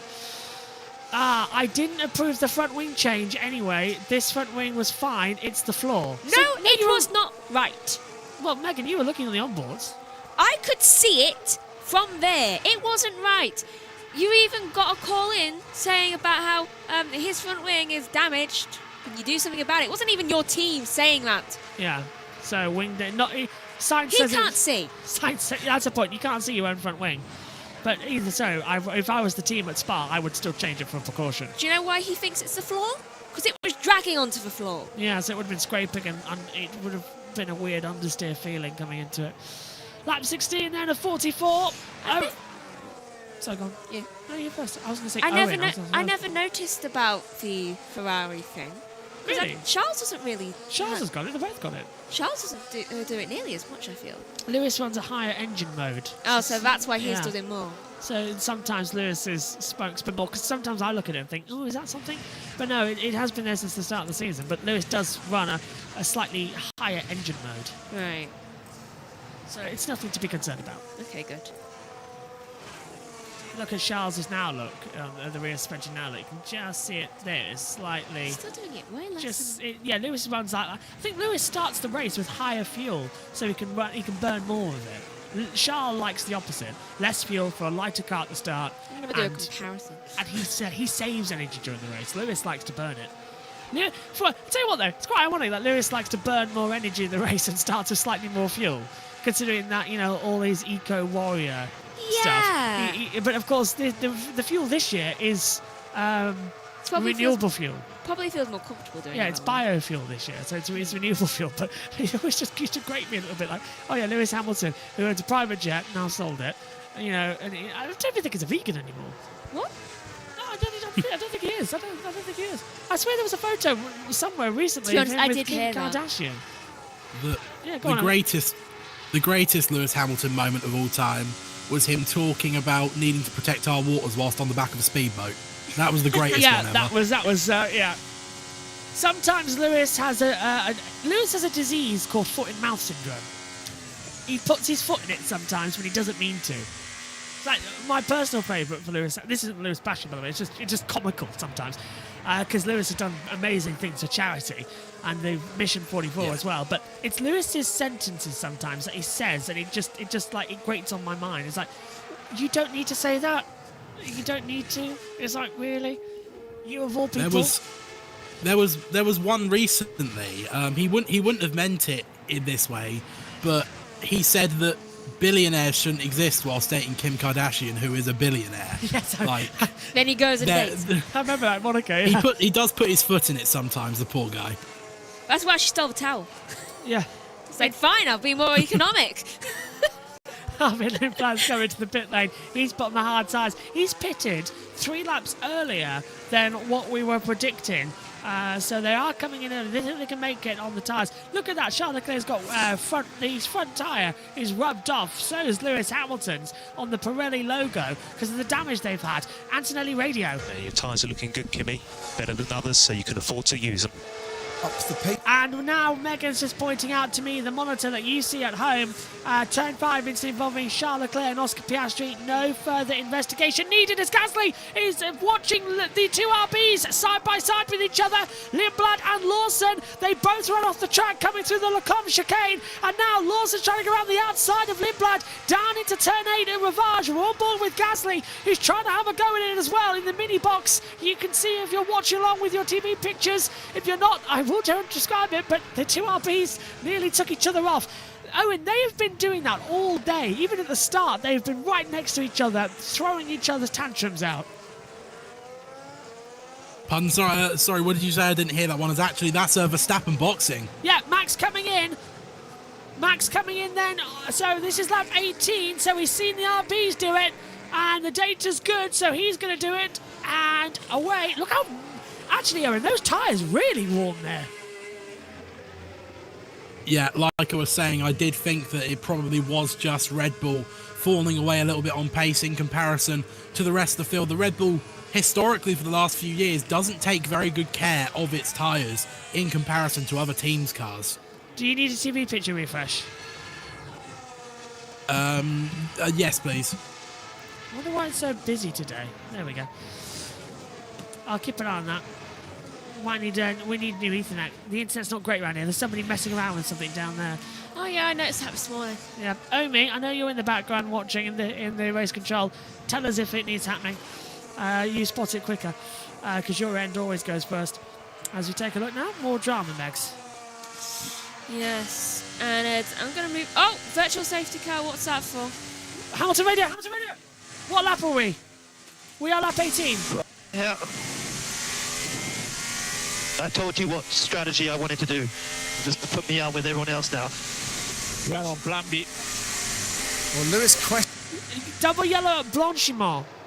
So this is Curve de Forfait and Blanchimont. No but one's there. Marshall's on the track.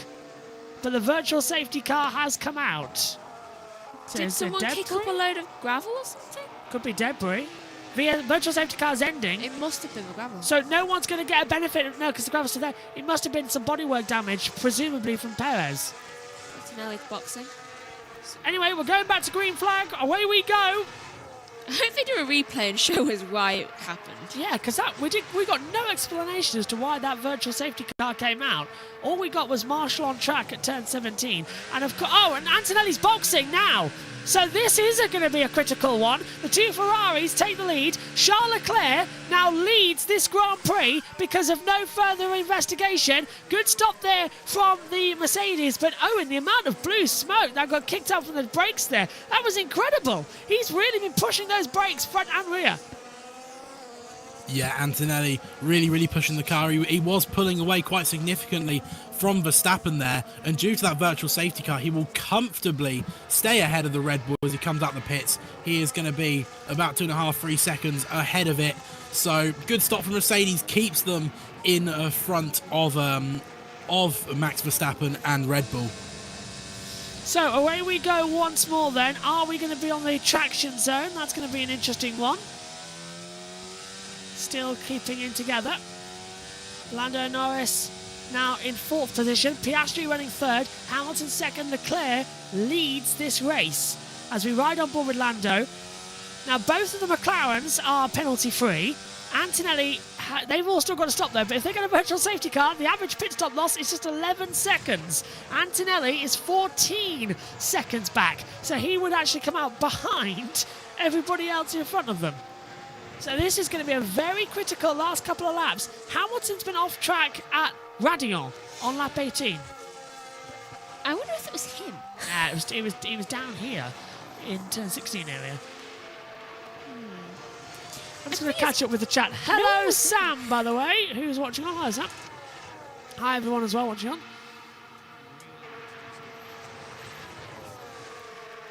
Yes, Corbin, I did know that Mexico NASCAR. I was not in the commentary box for that, but we streamed it. McLaren side by side. And Norris around the outside. Now, that looked like to me, with Piastri's damage there, Owen, it looked like he let Norris go through there. And Norris now takes 3rd in what could be a critical moment of the race. Piastri not holding back there, was he? No, I think that's probably the smart idea as a Hamilton team radio. Pick up to Piastri, and we need to serve a 5-second penalty, that's why. Another one. That'll be the moment. Oh, yeah, well, you were deemed as having a fault there with Russell. Interesting that Russell and that was deemed no fault, but then Piastri is, further action. That was just a tiny bit bizarre. Oh. Piastri's repassed Norris. Yep, they've made a stop again, and also, I'm so proud of Hadjo right now. Okay, well, maybe now I'm starting to think that wasn't an instant involvement. Lindblad and Lawson have been noted for forcing the driver off the track. That is the two RBs as we saw on board. Right, here's Oscar Piastri again then. This is him passing Norris. Well, now I don't know, Owen. Was it that Oscar was out of battery and Lando went through? Because that was a tit-for-tat sort of situation. Andreas Stella doesn't know. Virtual safety car again. Why do we keep having a virtual safety car? Well, what's happening? Marshall on track, turn 15. That's Stavola. That's Canvas. That's after Stavola. That's coming into Canvas and the curve to Paul. Is it debris from Hamilton, maybe? He went off there, didn't he? There's a Marshall just bringing in something. I can't tell what it is. Oh, Bernie. Credit to the FIA, they're throwing these virtual safety cars at points where it's not affecting the leaders of the race, so they'll try and clear it, but we've not got a cleared message yet. So what do you...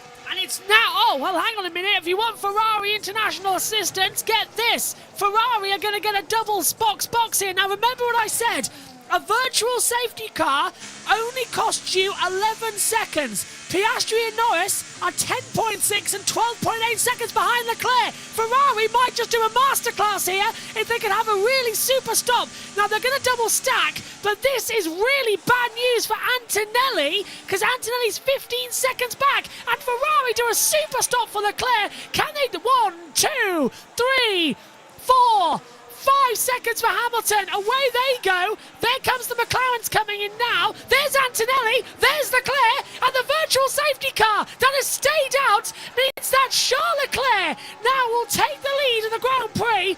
Norris is the net race leader, but still has to complete his stop. He's on 20 lap hards, and now the virtual safety car is ending just as everybody's made their pit stops. Now, I don't want to scream race interference here by race control, but when they had a virtual safety car before, they released it quickly so that Antonelli couldn't get through to the pit lane in the same sector as what Leclerc was. And then as soon as Leclerc, there's a virtual safety car again, they don't throw it, allow everyone to do a pit stop. If I was Mercedes, I'd be calling up to the race director and going, what was that about? I agree. That just then was just a complete and utter mess, and no further action for Lindblad and Lawson. Well, they're not going to investigate their own drivers. Exactly. This is Lewis Hamilton. This was him coming out of the pit lane on the radio. Oh, he's run over his mechanic! Oh! Is he okay? He's okay, all okay. Well, Lewis would have had the green. Lewis ran over his front right mechanic. He's okay, though. Thankfully, it seems like if the wheel didn't run over him, he was just still holding on to the car and it tripped. Yeah, so he's okay, which is good news. But Lewis Hamilton is down into 6th position. The penalty is now served. It will be in a minute. So he's back in this race. Norris is the net leader, but he's on 20 lap hards, still yet to do it. So Charles Leclerc leads by 2.3 seconds to Antonelli. Owen, what's your take on that? I don't like that. That we say about race fixing and match fixing, but that was very clearly organised and not brought in. Do you remember the previous virtual safety car? Same part of the track. Leaders were in the same part when he was deployed. He got called in before Antonelli got to the pit lane. Here, it didn't, and it allowed everybody to do pit stops by Antonelli. Now, I don't like that. That screams to me a bit of interference. Yeah, I don't like it either. It's very, very strange that they left that VSC out that late. The marshal was actually back in his post before Leclerc was even in the box, so they could have released it far earlier, but they didn't for some wacky and wonderful reason. But yeah, I don't like that either. And Antonelli is slowly catching Leclerc, it looks like, so we will see what happens from there. But that has dearly cost Antonelli and Verstappen. Well, many people have been saying over the past few weeks in the World Cup football season that FIFA allegedly stands for Fix It for Argentina. Well, it's been a long-standing joke in Formula One that the FIA stands for the Ferrari International Assistance. And now it really is, as Hulkenberg goes side by side with Lawson. The FIA have just gifted, as Hamilton has served his time penalty, the FIA have gifted Leclerc back-to-back wins almost. What's new? And it happened in Silverstone again with a safety car. There's a pattern coming out here. Are we sure that Rui Marquez is not in Ferrari's paybooks here? That's a joke, obviously, but seriously. And Catalonia as well. And Catalunya, yeah. Yes, good point actually with Hamilton, yeah. They pay him in spare parts. What is going on? What is going on here in Formula One in 2026? As now look at Lewis Hamilton. Hamilton's right on the back of Piastri on much better tyres. I hope that... That's Norris and Leclerc. Oh, yeah. Sorry, yeah, good point there. Thank you very much, Owen. Yeah. Well, we've got the wrong one. That's Norris leading, but on 20-lap hard tyres, and Leclerc's going to blast past easily. Oh, live timing's gone down. Oh. That's not the best thing. Backup systems will be enabled just in case. And they're back. They're back. Right, here we come for Charles Leclerc then. Oh, hello, a McLaren, a Ferrari down the Kemmel Straight. Shall we dance again like it's 2000? Round the outside, Leclerc takes the lead of the Belgium Grand Prix. Lando, why don't you crash into? It's going to be a problem. Charles, not Lando. For at least the rest of the field is a problem. Hamilton noted for his unsafe release, which, to be honest, I don't think he should be investigated. I think the timing, those lights should be investigated. Why did they go green? Hello, Will Wood is watching along. Are you working on it? Where are you? Oh, you're writing. Hello, Will. Are you back writing? That's great to see, my friend. He's listening in. Sent me a text. So I'm trying to find something in the rules in my head about the virtual safety car. There is an interesting rule in Formula 2 that you're not allowed to pit under the virtual safety car. Don't continuously bring it out for no apparent reason. Oh no, there's gravel on the track. They're grown-ups. They can deal with a bit of gravel. Oh no, Lewis Hamilton's been noted for an unsafe release. I did say that. Verstappen radio, I have no grip. Get one. That's the fastest sector 2. Yeah, he's 48.669. He's just complaining he's not first. I have no grip. Bono, my tyres are gone kind of thing. yeah. What would Max time be? Max time is 2 seconds faster than everyone else. He feels inadequate for the fact that he's fourth.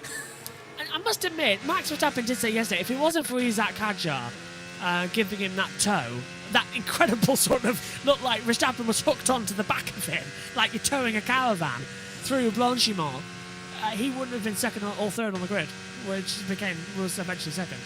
I desperately want Max to try out an Aston Martin car. Because then he'll be like, do you know what? My car's fine. You're cool. Sorry I complained. You're a cool, vindictive woman, Megan. I know. We are past... I agree with that. It would be quite funny. It would, yeah. He wouldn't complain anymore, would he? No, he'd be just like, do you know what? You were right, I was wrong. I'll shut up now. Do you know, it'd be quite interesting to see him. Oh, and Antonelli just get interesting take there through turn 9 at Speaker's Corner. I would say it was... gravel turn 15 was also being sorted apparently during that virtual safety car, Omi's reported. They never usually leave this on it with the gravel. They usually just leave them. So I wonder what was down there then. Let's have a look.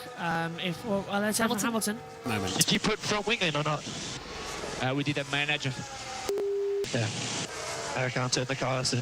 Well, I don't mean to be rude here, but maybe it's due to the large Italian that fell on your front right wheel, which is why you can't turn in. It did look like, I want to see a replay of that, but it did look like it damaged the wing a little bit on the floor. I just can't understand why my wing isn't turning. Well, you probably have a bit of glove there. Got a bit of Mario and Luigi stuck on your front. No, what was that? That's Nintendo. We'll be investigated after the race. What is the unsafe release? Yep. Yeah. Well, unfortunately, the mechanic is trussed up like that guy for the boss in Incredibles. Thankfully, it's fine. What was that? What were those things called in cars? It was Luigi and who was the little tyre changer guy? I'm not sure. The one who said pit stop. Yeah, pit stop. I don't know. Guido, that was it. Yeah, Luigi and Guido. There we go. Yeah, he hit Guido. Right, let's have a look at the closing speeds. Norris goes defensive. Antonelli tries to go around the outside. Norris, perfect defence, though. The reigning world champion versus the champion in weight, you could argue, after today's race. He's just like, I'm not giving you it. And he's just like, give me the trophy. Lando Norris is suddenly experiencing what I feel every time I commentate with you. Age. Why? You're younger than me by 6 years. Which yeah, is well, about that's the because gap. Mum and Dad waited a while. But it's about the gap between Norris and Antonelli is about 6 years. Maybe 7. It's not okay, Lando was born 99. The same year as you, and he is younger than me. Antonelli, so it's 6. It's 5, actually. I know it's 7. You are the hardest person. Yes, 7. You are the hardest person to do an EQ balance for, because sometimes you talk like a mouse, and then sometimes you shout really loud. Because I do. Yeah, you need one of these. The lip mic automatically does it for me. Omi says gravel turn 15 was apparently being sorted during that virtual safety car. If it was gravel, fair enough. That's been the standard they've kind of set across the weekend with gravel on the circuit. That is right. We've had multiple virtual safety. We had a red flag in Porsche qualifying just to clean up the track a little bit. Belgian marshals. No, you will stop this race until this track is nice and clean. We have reputation. Another factor is that this race does go by really quickly. It's an hour 20 max. which is, I always think, a bit unfortunate. I know it's a 7-kilometre circuit, but it's so much faster than everything else. I want to get back to Willwood, actually, in a second. I'll open up your message, mate. I know you're listening, because let's have a quick look, actually, because Antonelli's on the back of Norris this time again. Well, Norris has run out of energy. You can see on the back of the rain light he had nothing left, and Antonelli goes around the outside into Lecombe and takes second place. Let's have a nice little another look at this. Right, let's have a look. Spawning regulations. As Antonelli went past, you can just see Lando's head turning like, what the? Where did you get them? Yeah, I agree. I've just read Will's message back from when we were talking to each other a while ago. But Will, I agree with you about the safety car restart at Silverstone. They should have red flagged in the closing laps as well. But I agree that they have kind of set a precedent right now as, well, I'm going to interrupt myself to bring you this, because Gasly, trying to defend desperately from Hulkenberg, is going around the outside into the Camel Straight, down into the Lecombe chicane, and Gasly stays out ahead as Lance Stroll is going at his fastest pace, but he's still been lapped. He was slow there on the entry, and he's been lapped now by Leclerc. But Hulkenberg cannot get through on Gasly. Hang on a minute. I don't think they would admit this, but I think I know what caused that virtual safety car. What? Well, I've just seen the carcass of a drone in the gravel trap. And a second drone flying over it to try and recover the first drone. So it was a drone. I don't know. Did another bird get to it? I don't Did know. they kill the Sky drone? I think the drone might have died. It does explain why we haven't had drone coming in a while. That's why Lance Stroll was going so slowly there. I was wondering why he was lapped so easily. He's got a clutch problem. Really? You were wondering why he was lapped so easily? Well, I know it's Lance Stroll, but he was going unusually slowly. Like, he goes slow, but he was going unusually slowly. What's that? Reverse? Yeah. No, reverse is probably faster for him. Yeah, at least you get moving. Just stuck in first gear the entire lap. Oh. Oh my. Ignore me while the race is on. Yeah, we're going to have to. Sorry, Will. I'm going to have to ignore you while the race is on. At least he wasn't out first. There's a lot of data screens that come through. So that is our third retirement alongside Russell and Perez. This is like my version of Marco's doing.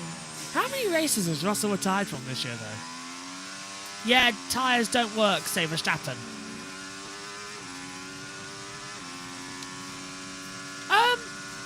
Am I seeing things, or have Leclerc and Antonelli set exactly the same lap times at different points? They have, haven't they? Yeah. Yeah. Antonelli last lap did a 1:49.333. Leclerc's fastest lap of the race is a 1:49.333. So they've matched each other to the nearest thousandth of a second. And what I love about that is that it's 333. That's one of the hardest ones to get in terms of mini sectors.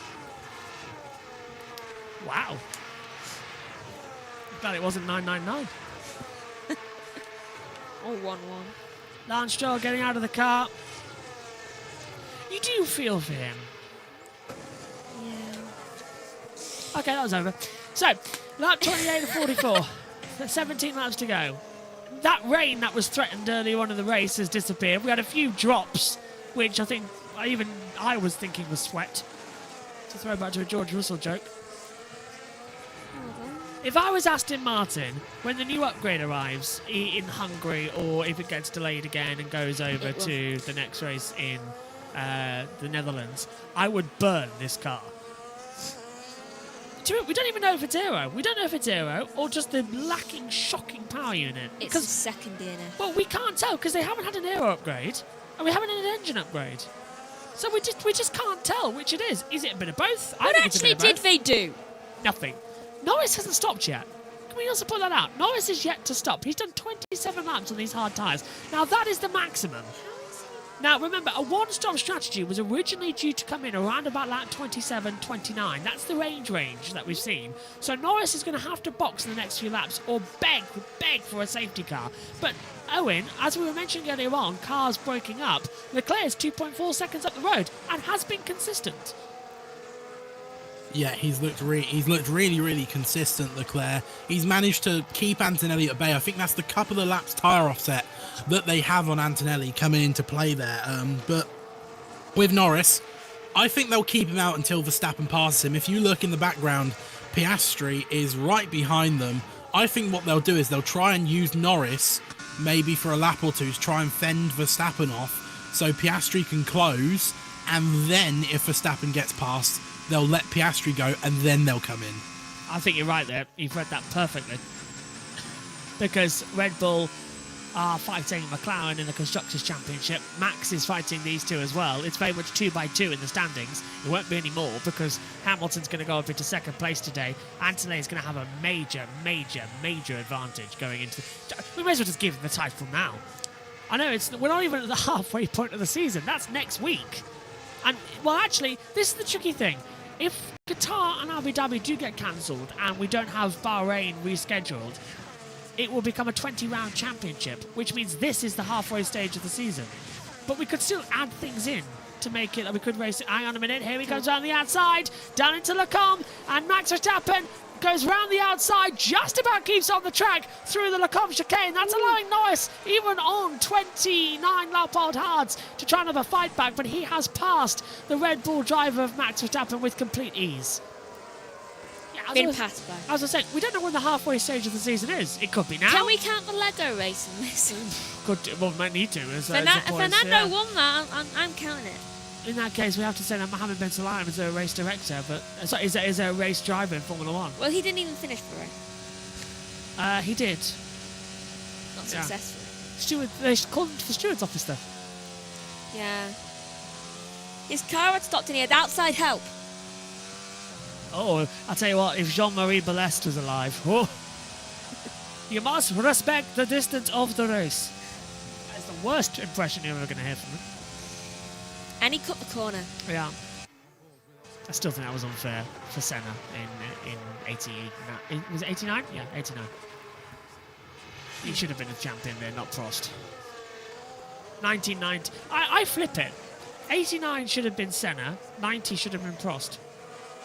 I flip it. But in argument sense, it kind of balances each other out. Yeah. I'm not saying Senna was right to take Prost off at the first corner, but it kind of balanced it out nicely. There's a bit of a cosmic balance. Just like, okay, I had it this year, you have it next year. It's the McLaren way. Well, Prost was a Ferrari that year, wasn't he? I know, but speaking of, here's McLaren. I don't want any yo-yo racing with Oscar. I'll explain why later. Let him through. Just let him through. But it's just like, why? It's what we do best. Is yo-yo the new papaya? Yeah. Those two just like to go back and forth. I swear they gift each other things sometimes when it comes to races. They're the most David Coulthard, Mika Hakkinen style relationship I've ever seen. Even when they take each other out, they are happy with each other by the end of the night. Hakkinen and Coulthard in Austria. In fact, he did that. Coulthard took Hakkinen off a couple of times in Austria, thinking about it. It was his thing.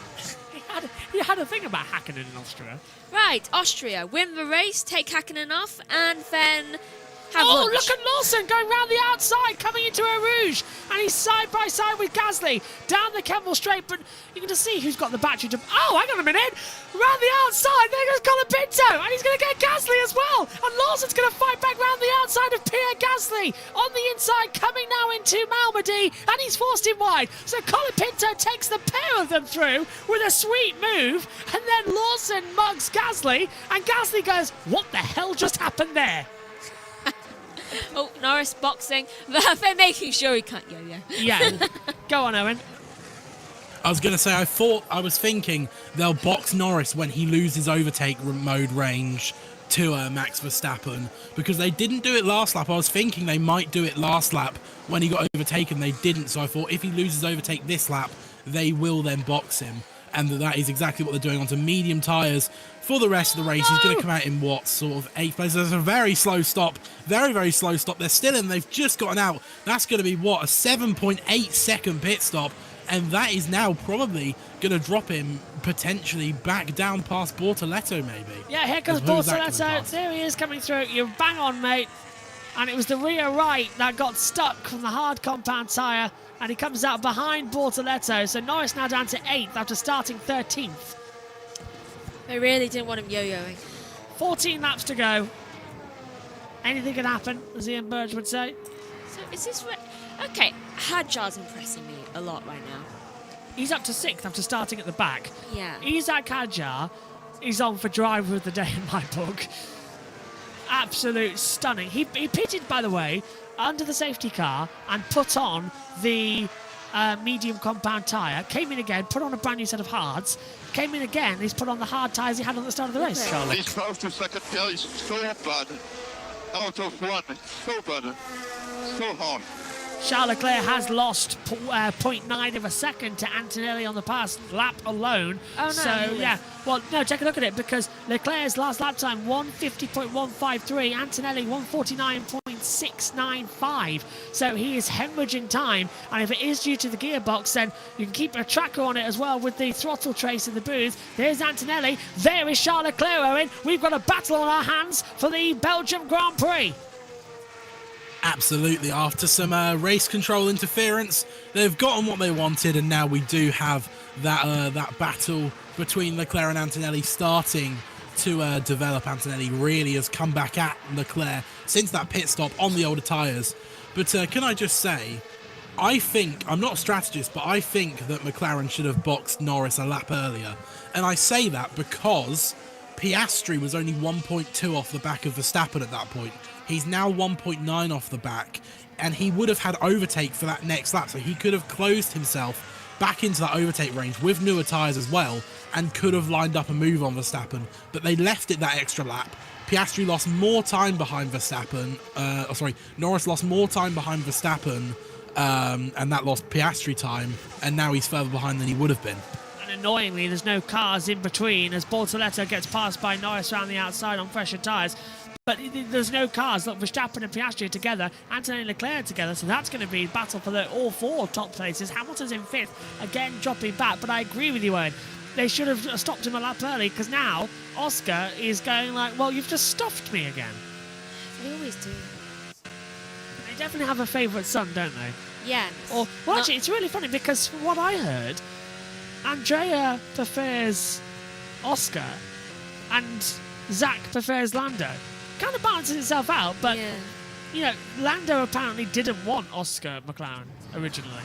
Now he's just happy and doesn't want him to leave. Zach Brown strikes me as a man who smiles to the camera, but he's a devil in disguise. Look at the amount of people he signed to McLaren during that off-season a couple of years ago. Yeah. All on Formula 1 contracts, by the way. Including O'Ward. Wasn't O'Ward shocked? Just like, oh, I was sorry. Yeah, and O'Ward stuck with him. And then also Rosenquist he signed, and now he left, and now Rosenquist apparently going back to McLaren next year in IndyCar. But they signed them all on Formula 1 contracts that you will drive for McLaren. They all thought for the Formula 1 team. That's why Pato O'Ward was so happy, because he'd spent a couple of years in F2, and now he's back again in IndyCar. Yes, he's doing really well there, but Pato wants Formula 1. Meantime, battle for the lead going on here.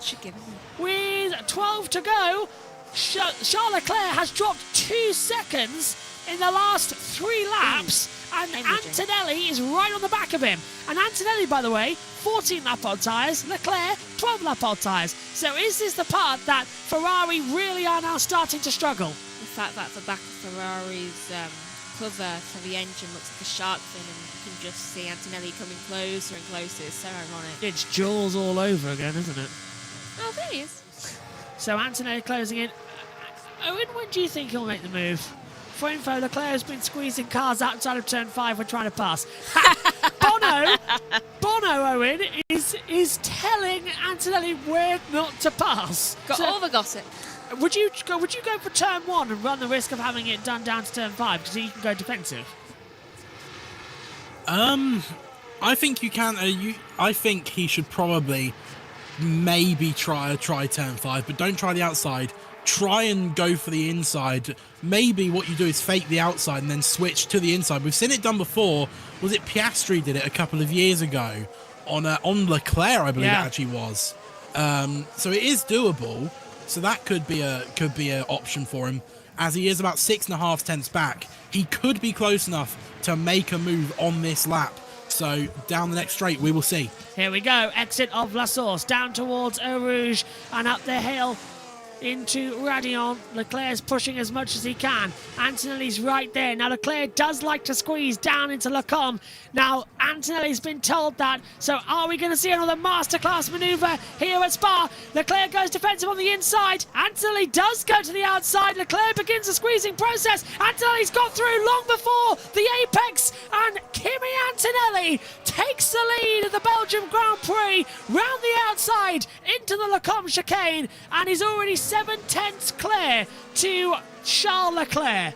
So Ferrari's luck earlier on with the virtual safety car has not paid off, and Antonelli, it's taken him a while, but with 11 laps to go, he is in the lead, and now will be on 204 points. Woo. Hamilton 157, Russell 154. He'll be 50 clear to Russell and 43 clear to 47 clear to Hamilton.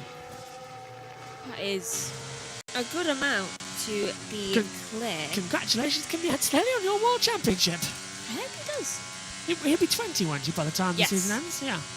He's 20. He turns 20 in about a month. The youngest ever world champion could be Kimi Antonelli. That would be nice. Hold on. Say exactly. Wow. What? You can criticise the regulations, but they're the same for everybody at the end of the day. Antonelli, the young hotshot, is absolutely dominating these regulations. It's helped as well by the car. It fits like a perfect glove. Ooh, he will be 20 2 days after the Dutch Grand Prix. So around 12 of the season. He'll be 20 on the 20. Which could be the halfway point. It'll be a sprint weekend as well. More opportunities for him to get points. Where are we off next? Hungary? Yeah, in a week's time. Hungary in a week. More coming up here on JB Motorsports today. IndyCar, Indy next, and NASCAR. We're going long into the night. What?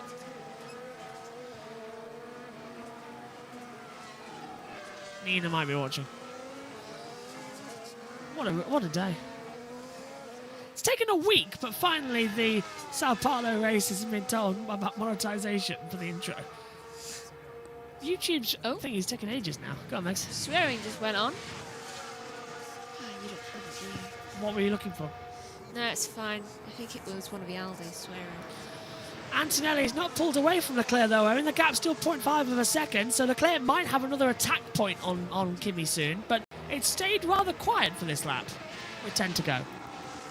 Yeah, I think Antonelli's just doing enough to keep Leclerc at a safe distance now, sort of keeping him at an arm's length. But yeah, we will see Leclerc will get the overtake mode next lap, and depending on how much energy he has saved, he could potentially look for a move on Antonelli back. I mean, when Antonelli made the move on Leclerc, he was it 5.5 tenths, 6 tenths back? Yeah. Coming through turn number 1, so it is doable if you have enough battery. Over the line, 9 to go. Antonelli by 0.7. He's still got the active aero to defend, of course, which is an amazing boost. It's effectively 2 DRSs from years gone by. And just look at the power he's got coming out of La Source. That's insane from that Mercedes. He jumps ahead. But as soon as he lifts off coming through Eau Rouge and at Radion, here comes the Ferrari. Closing him back, reeling him in once again down the back straight. 0.4, 0.3. Is Leclerc going to go for it? He thinks about a move, but he's already too far back. He's just like, wait a minute. When people made a move on me here, if I didn't end well, I'm going to stay back here. And he knows that Antonelli's going to go defensive. He just knows it. He's just like, I'm not going to mess with him today. The only why I'm sitting down a lot today, I've damaged my legs. So it's quite painful for me to stand up. It was funny because I forgot about it yesterday and he jumped. Yeah, I jumped up and I realised mid-jump that I've hurt my foot, so I had to land on the other foot. So, yeah, I've got a damaged right ankle. Why are you laughing? Because I'm just remembering when you jumped and then realised. I'm glad I got this stool at the right time. You did. Otherwise I'd be standing up most of the time. Yep. Lap 36, though, of 44. And again, it's another lap, Owen, where it's just same old, same old. And this is not what I like about Ford. It reminds me a bit of Schumacher and Alonso at Imola, 05-06. It's just It's just waiting to get past. They're within a second of each other, but there's just no overtake. Yeah, they're just... I think this is something which has been almost a theme of the regulations. You get these big trains of cars, but no action going on at all, especially early in races, because, like I said it in Free Practice 3, overtakes were going to be difficult because there was going to be no differentiation in where people use their battery. You're just going to dump it all in the first and third sector to make sure you don't get overtaken, and that's exactly what's happening. Antonelli's staying sort of between 6 to 8 tenths ahead of Charles Leclerc, so there's just nothing going on. It's as soon as you get to the closing point, it's too late. You're into the corner. Look, here comes Leclerc, wheels him in, and nothing into the corner. Just can't make it at all. Just another quick factor coming into this one as well. People have asked what's happening with the blue flags. Why does that keep flashing? That means that there was a car that is too slow on the circuit, and the faster cars are approaching, who are a lap ahead, so they have to be let through within 3 marshal points of a blue flag. So that's what the blue flag rule is in Formula 1. Antonelli to Hamilton, the gap is 12 seconds right now. The gap, yeah, what's the gap, Max? 12.736. I believe so. So closing in again, as we see, we show gap and interval when we get anything. Hadjar currently experiencing, Hadjar says, currently expecting Norris to catch us with about 2 laps to go. Head down, your pace is very good compared to other hard runners. Head down, all you've got. Apparently he's only got a head then. But he's ahead of Norris when he started the back of the grid. This is an amazing drive from Isaac Hadjar. It is. Again, nothing, as Owen mentioned on the previous lap, there's absolutely nothing. We're watching the same camera angles lap after lap. It should be a thrilling fight, but it doesn't feel exciting, this, because Antonelli just is cruising ahead, saving battery, but so is Leclerc. This is not a side-by-side race-winning battle. This is an exhibition.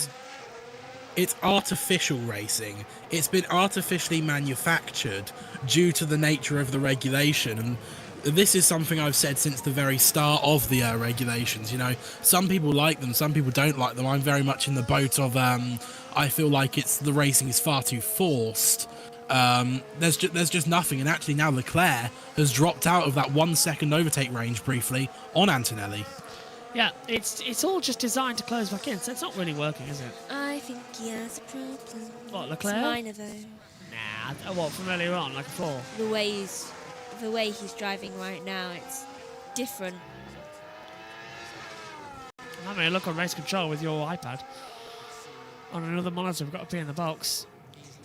It just looks wrong. He's getting a bit of oversteer at the exit of the corners. I'm looking through. Yeah, he's fighting some oversteer.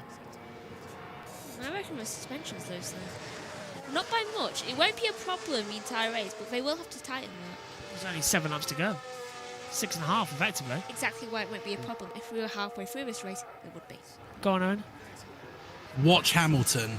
He's been closing on Piastri and Verstappen for the last sort of 5 or 6 laps, and he is now within overtake range on Oscar Piastri. He could mount a late charge here for the podium, actually. Verstappen is 3 seconds up the road, but with how Hamilton has been catching, it's not off here for Hamilton to get on the podium. No, he still could get ahead of both of them. 0.7 as well coming into it. Just quickly, there's a big black cloud coming over the back of the circuit in Sector 2. And the humidity is now dropped to 45%, and it is dropping fast. And when the humidity drops, rain comes. Just a heads up. It's higher.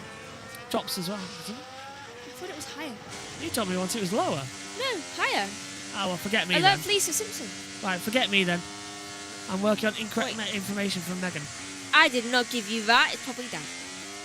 No, Track temperature 33.6, air temperature 19.1, so even the temperature's dropping. Does it rain? Higher. Hamilton on the back of Piastri as we do a less higher humidity. Okay. Humidity levels. Here he comes. Here comes Hamilton. Pulls to the outside line. Norris, Piastri briefly goes defensive on the inside line, and he does defend against Hamilton. So Piastri stays 4th. Hamilton goes to 5th. Woohoo! Here it is again. Yeah, good defensive from Oscar. He's desperately trying to bring it in. It's a dull end to this race, isn't it? Blue flag for Bottas now. Is that why you said the Q word earlier? Engine braking +1. It's not over. So Leclerc's been told to just basically turn up and go for it. I wouldn't do that if I were you. Usually the blue flag that you see is displayed with the number, but it hasn't been working the past couple of races. So we're trying to update that for Hungary. I think I have spoken with the people who make it, and I think there's a patch coming, so there might be a fix soon. Leclerc's 1.3 seconds back, Owen. I'm not really looking forward to seeing this, because I don't think he's got anything to push. No, I don't think he does either. It just Leclerc looks like he's been fighting a lot of oversteer for the past few laps, and it just doesn't look like he has much. And now actually here comes Hamilton as well on a Piastri, very, very close to making a move there. He's about 2/10 back. Piastri just looks like he's struggling massively now. 75% of this race has been absolutely fantastic. The last 15% has not been. And that's because everyone's running out of fuel. Everyone's run out of battery. You can't deploy it. You can't save it as much as you can deploy it. It's just absolutely ridiculous. But Norris has just done a 1:49.1 and set the fastest lap of the race so far. So maybe the last 5 laps are going to be exciting as you come into it. That was me. I kicked my chair. Hamilton on the back of Piastri once again. Piastri goes defensive on the inside line, down the Kemmel straight. Lewis goes right round the outside into the come to the cheers of the crowd. And now Lewis Hamilton can set up after the road. He's got 5 laps to close 4 seconds to get third from Max Verstappen. Nobody thinks this is his lucky track because it's only 44 laps. Yeah. Bortoletto and Lindblad noted for leaving the track getting advantage. That was a stunning move, Owen. Yeah, a lovely move. It reminded me a little bit of Piastri's team radio. He has How many do we have? 2. You have 2 already, so we don't want any more. One more. Yeah, Antonelli's got 2 track limits. Bortoletto 1, Hadjar 1, Perez 1, Alonso 1, Lawson 1, Hamilton 1, Sainz 1. So, anyway, back to you, Owen. What was I saying? I've actually forgotten. What was I saying about? Hamilton and Verstappen catching each other. Oh yeah. I don't think it's off for Lewis to be able to go for a podium here. He's 3.8 seconds back at the moment. He would need over a second a lap, but that Red Bull, as we know, does not like end of stints. It doesn't keep its tyres in a good window, and considering Verstappen is on the oldest tyres on the grid, potentially, so it's not off for Hamilton yet to get on the podium potentially, and he's already gained 3/10 this lap alone. 3/10. Under investigation post-race for unsafe release. We need to stay within 5 seconds. Hamilton under investigation post-race. Yeah, you could. Oh, well, if Piastri can stay within 5 seconds, Hamilton fine, but I don't think Hamilton will get a penalty for that, considering it was on his own mechanic. That's going to, if it was an unsafe release into the path of another car, then that's a penalty. But that was an internal matter. And the light went green. Yeah, so I don't see why. I don't think Lewis is going to get a penalty for that. I don't. At most, Ferrari might get a fine. But Owen, would you think they would penalise them? I mean, I don't think they should. Like you said, it's an internal issue. But the FIA are inconsistent, to say the least, sometimes. So it could well be something that is penalised. Although, if I were a steward, which I'm not, but it's not something I would penalise personally, because it's a team issue, not a race issue. I think I agree with you. It was not. It was the teams, not himself. Gasly's on the back of Colapinto. These two making battle, the two teammates. Colapinto's 10th, by the way, and inside the points, Gasly isn't. So that could be something to factor in. Colapinto's getting like more by his team. I think Fabio Briatore will be happy that he's scoring points for him. 3 to go. He's the one that's doing it most. It's true. Right. Ooh. I've got a good feeling about Hungary next week. You say that and then it will rain. No, well, even better. I've got a good feeling about Hungary because it's the type of circuit where you've got a lot of stop-start, so the battery deployment's going to be it's a rich circuit. Well, no, it's rich for rejuvenation of energy, but it's actually quite good. It's a battery nice circuit. They're going to have lots of deployment. It makes your battery happy. Yeah, I can already think. Yeah, first corner 1 up to 4. That's pretty much it, isn't it, Owen? Yeah, I was gonna say there's not really any places to deploy your battery, particularly at Hungary. You've got the first straight, and then after turn 1, and then after turn 4, and that's pretty much it. You may be able to deploy a tiny little bit at the end of the second sector, but other than that, there's no real places to do it. So it could end up being a bit of a gridlock race because everyone's going to have battery. So it could be a bit like what we've seen here at Spa. But a lot closer together, as you say, and hopefully a lot more better long term. It's 70 laps coming up. So that's going to be something that we haven't done. Well, we've done 78 at Monaco, but Monaco doesn't count as a circuit. Hungary is going to be street circuit it's Monaco without the barriers. That's what they call it. You are gaining 2 or 3 tenths per lap on max. Difficult, but possible. That's what Hamilton's been told by his race engineer. As we start... He's just lost 3 this lap. Oh, well, there we go. Never mind then. Yeah, he's think lost they're out lying on it. to him again. There we go. 2 to go. Antonelli on course for a 7th Grand Prix. No, 6th Grand Prix victory, isn't it? Let's check the book. China, Japan, America, Canada, Monaco, that's 5. 6 is here. It'd be his 7th win of the season because he would also have won the sprint race at Silverstone. So it's his 6th win of the season. And his 6th career victory. Yeah. Good. It's also one earlier on saying 7th. So I misread that as well in the chat. I think he had 7 poles. Yeah. It's all getting very weird. It's confusing day. Lando's done the fastest lap again. 1:48.904. Well, for Hamilton, I've done the best I can with the wing I have. That's what Lewis has said. Formula 3 this morning Join was... Red Bull. Formula 3 this weekend was a classic. Formula 2 was chaotic. Porsche's was a lot of fun, door to door. Formula 1, the first 75% of the race was great. And then it's just crashed again in the last 15. 25. It's just... Wait, what? 25. Yeah, I was on about 15 laps, 25. Oh, yeah. It's crashed in the last 25% of the race distance. And it's just gone, well, what's going on? What's happening? Why are we having this sort of lackluster performance? Because all of their energies have gone. I feel like my energy's gone. I feel like I've been sapped of energy.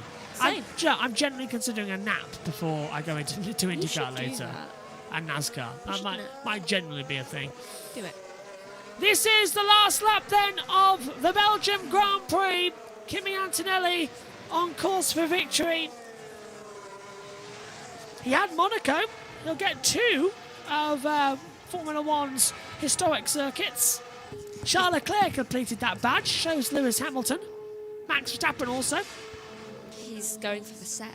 Yeah, there's drivers here. Fernando Alonso has. Has Alonso won here? Probably has. Yeah, I think so. No. No, Alonso's never won here at Spa.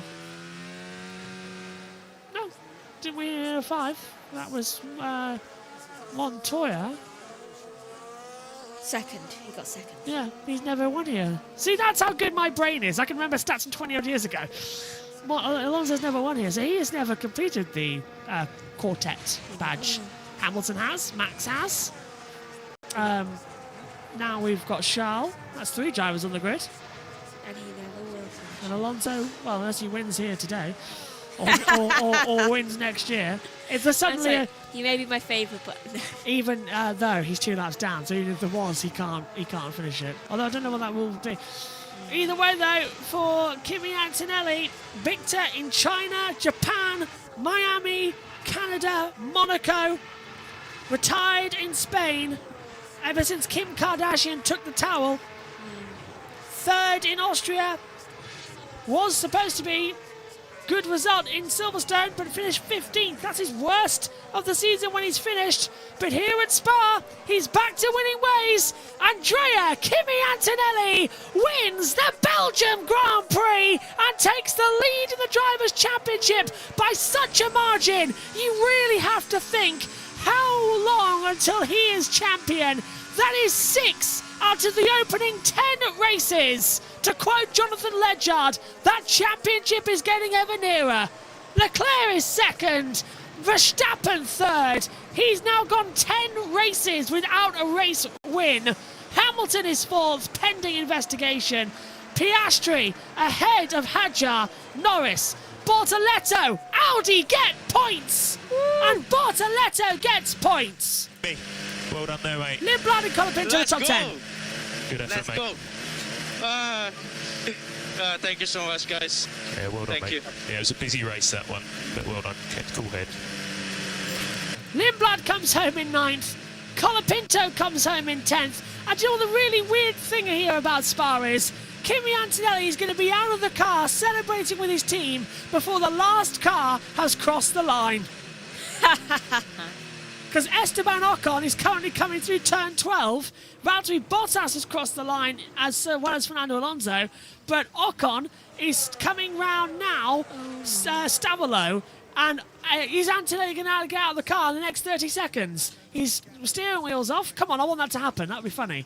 Because only here at Spa do you have to come into the pit lane in order to do it. Kimi, get out of the car, quick! I want the race winner out of the car. Is he not allowed to get out of the car yet? Ocon's coming into the bus stop. Come on, Kimi, hurry up, please. Please. Well, we've got Leclerc's out the car. He's out of the car. Yes! Ocon hasn't crossed the line. He's out of the car. Ocon crosses the line as Kimi gets out of it. That's the unique thing about Spa. The race winner is out of his car celebrating for the last time across the line.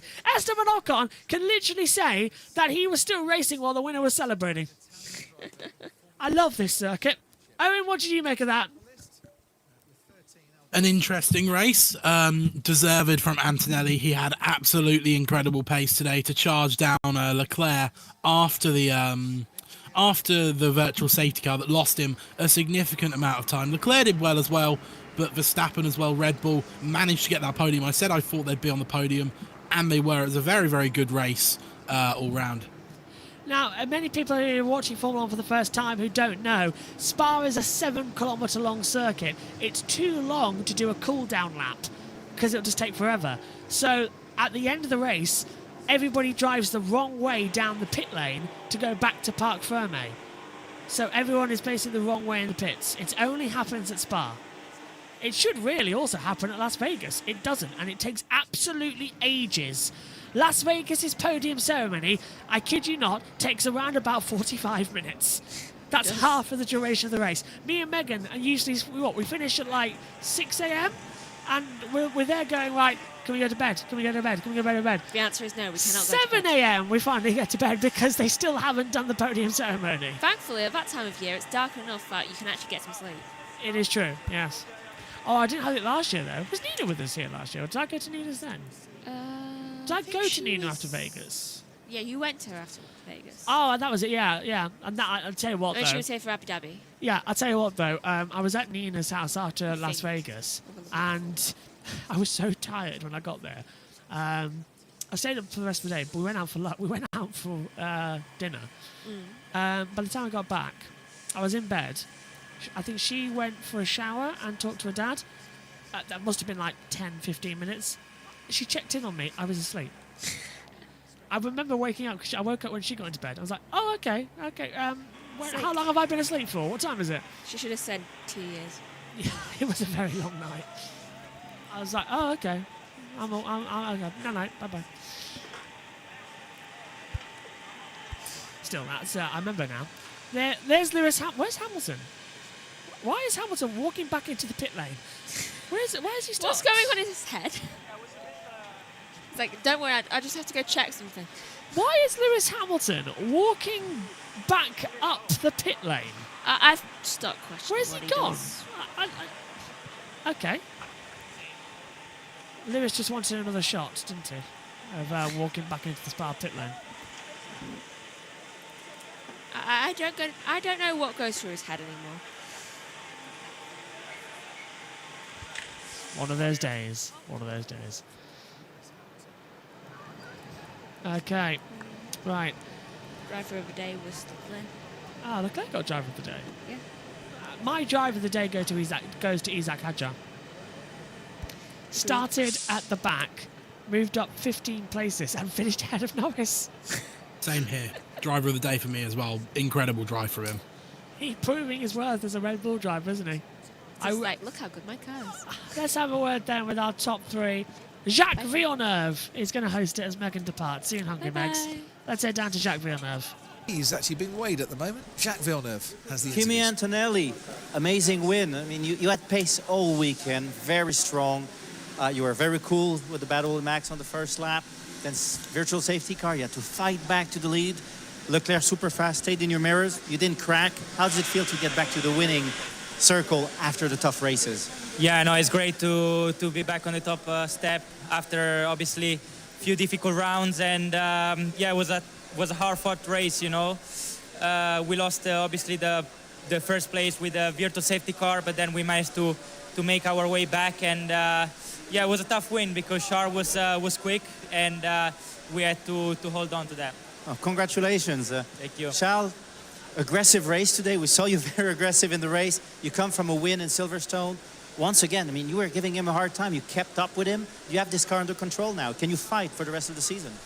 Well, I believed in the win until the end. We had a little bit of luck, obviously, with the VSC at the right time for us, but the pace was relatively strong. There's been some 5-6 laps on the hard where I've been struggling with the front axle, and then it came back a little bit. I felt better with the car. There's still some work to do, but surely it's a step forward. Well, congratulations. Thank you. Max, you tried everything this weekend. The toe in qualifying, you really were wanting it. Interesting strategy at the start. You know, you made everyone believe, okay, maybe he can get the lead, but then was it a question of surviving? Are you happy with your result?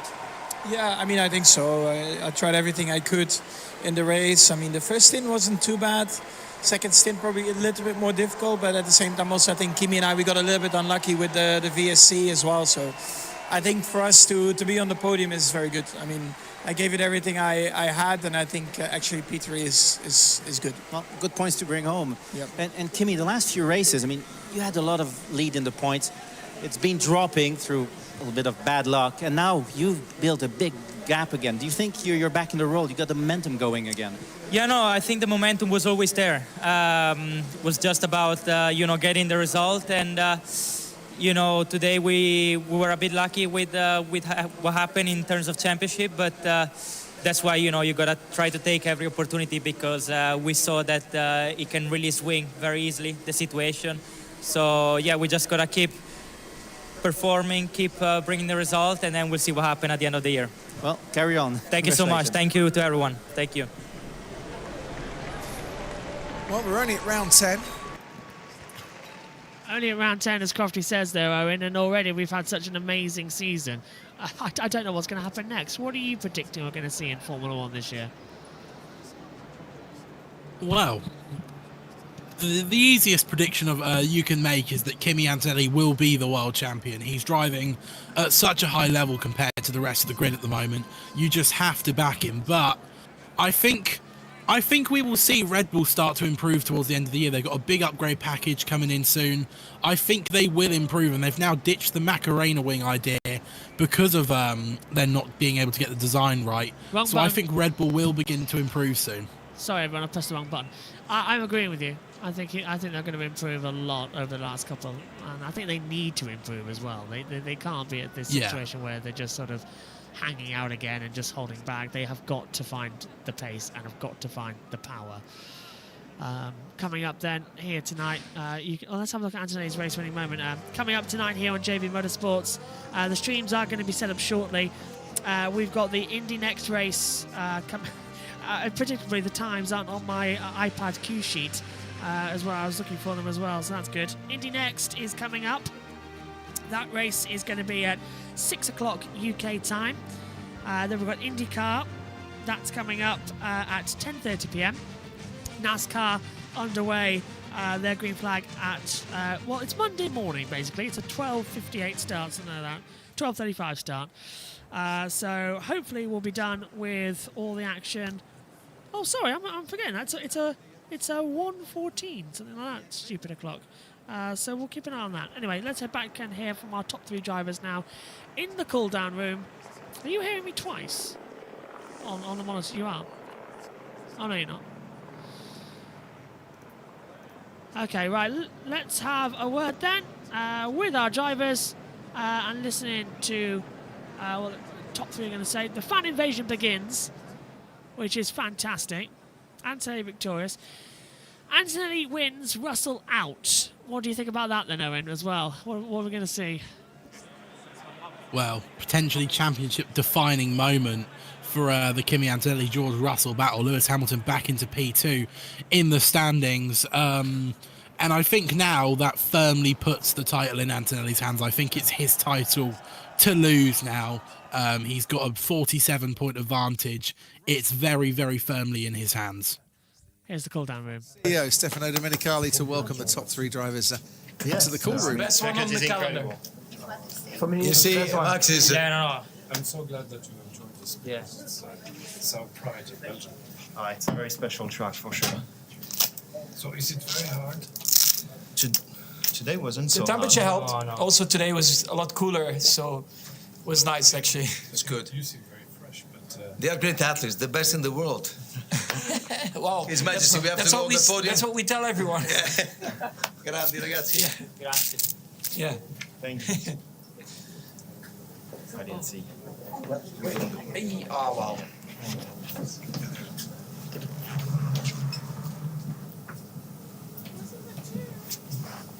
Oh. This one was calculated. What? Was calculated. Yeah. Well, go in the middle. How do you win?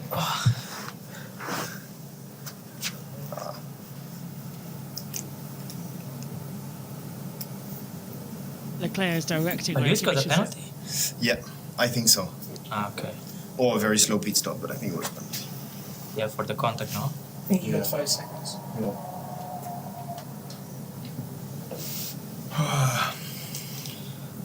The deployments were so different. Yeah. Again, it's start. so annoying. The start and When you were behind, I had to change my deployment. Yeah, I could see. Before last corner, you were pulling away a little bit, no? Yeah, because I was full out in the last corner. And then turn 18, you were like releasing the brakes like crazy to try and get me out Yeah. of overtake. So I was doing the same. And then we had. Oh, F1, we want to hear what they have to say. It's... Sometimes I just want to get the TV director in the room and just have a little word with him. It's the Lance Stroll moment all over again, isn't it? Yeah, and you just sort of want to scream. You're like, come on, we want to hear the drivers. We don't want to see celebrities in the pit lane or the mechanics. It's all about the drivers. I miss the old cool-down room when we used to be in there for like 5 minutes, watch what was happening. Oh well. Yeah, that was great. Got the wheels stuck around. Just let you know, Owen, I'll let you go after the podium ceremony because we're going to stick around playing some of the Sky stuff, so I don't want you to waste the rest of your day. Just to let you know, so I'll let you disappear. I've already let Megan disappear. She walks out whenever she likes. She comes in. Oh, these are interesting trophies. It looks like a screw head. They're new. Yeah, that's a very cool one, yeah. I want one, actually. That's quite cool. Looks like an ice sculpture, doesn't it? Charlotte, yeah, it's very, very nice trophy. I want that. Do you reckon it's in gold, silver, and bronze? Or is that just in silver? Is that just the winners? That's a good idea. That one there is silver. So if it were like that, that would be Leclerc's in theory. Yeah. We will see. I hope there's a gold one. I hope we can't see it. Look, they've already put the name on. The list of winners of the Belgium Grand Prix. Interesting enough, the list of winners only at Spa, not counting Zolder into that little mix as well. But once again, turn it up for F1's national anthem here in Spa. It's the Italian national anthem for Kimi Antonelli, his 6th Grand Prix victory.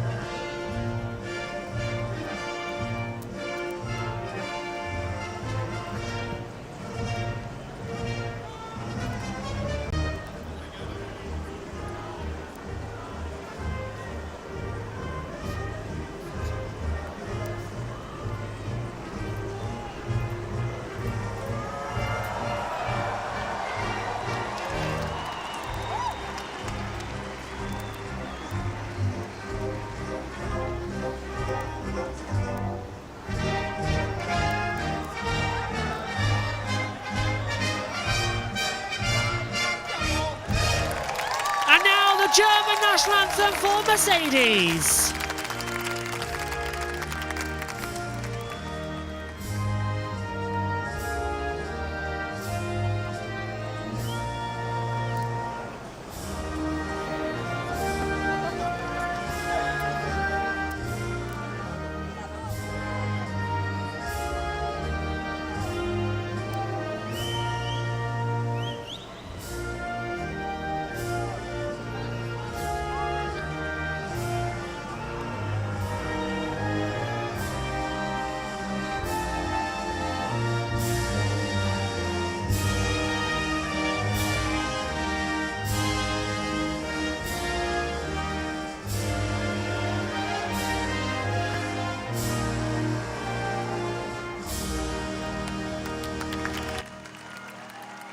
What a wonderful, wonderful event. And it is actually just the one trophy, Owen, coming to it. So it is the silver. Beautiful. His Majesty, King Felipe of the Belgians, who is in the cool-down room, presents the trophy to Andrea Kimi Antonelli. His 6th Grand Prix victory in Formula 1. 6 out of 10 races. Antonelli is absolutely flying. Second place will be Charles Leclerc, but first of all, Stefano Domenicali will present the FIA Presidential Medal to Kimi Antonelli. The Constructors' Trophy now presented to Mercedes as we come in to the finals. What an absolute brilliant win for Mercedes once again. First time since 2024 they won here. Won here twice, technically, with George Russell and Lewis Hamilton in the same race. Of course, a penalty was given, a penalisation out there. Charles Leclerc gets second, 4th podium of 2026. He's getting quite used to this now. And Max Verstappen, 3rd place coming in. 10 races now without a race win for him. Do you remember when he did the perfect 10, winning in a row? This is scary. Yeah, it's quite the switch, isn't it? Red Bull have really dropped down the pecking order a little bit, so they'll be looking to recover in the second half of the season for sure. The dignitaries leave the podium, and now, as ever, it's champagne time! Kimi Antonelli, victor here in Spa.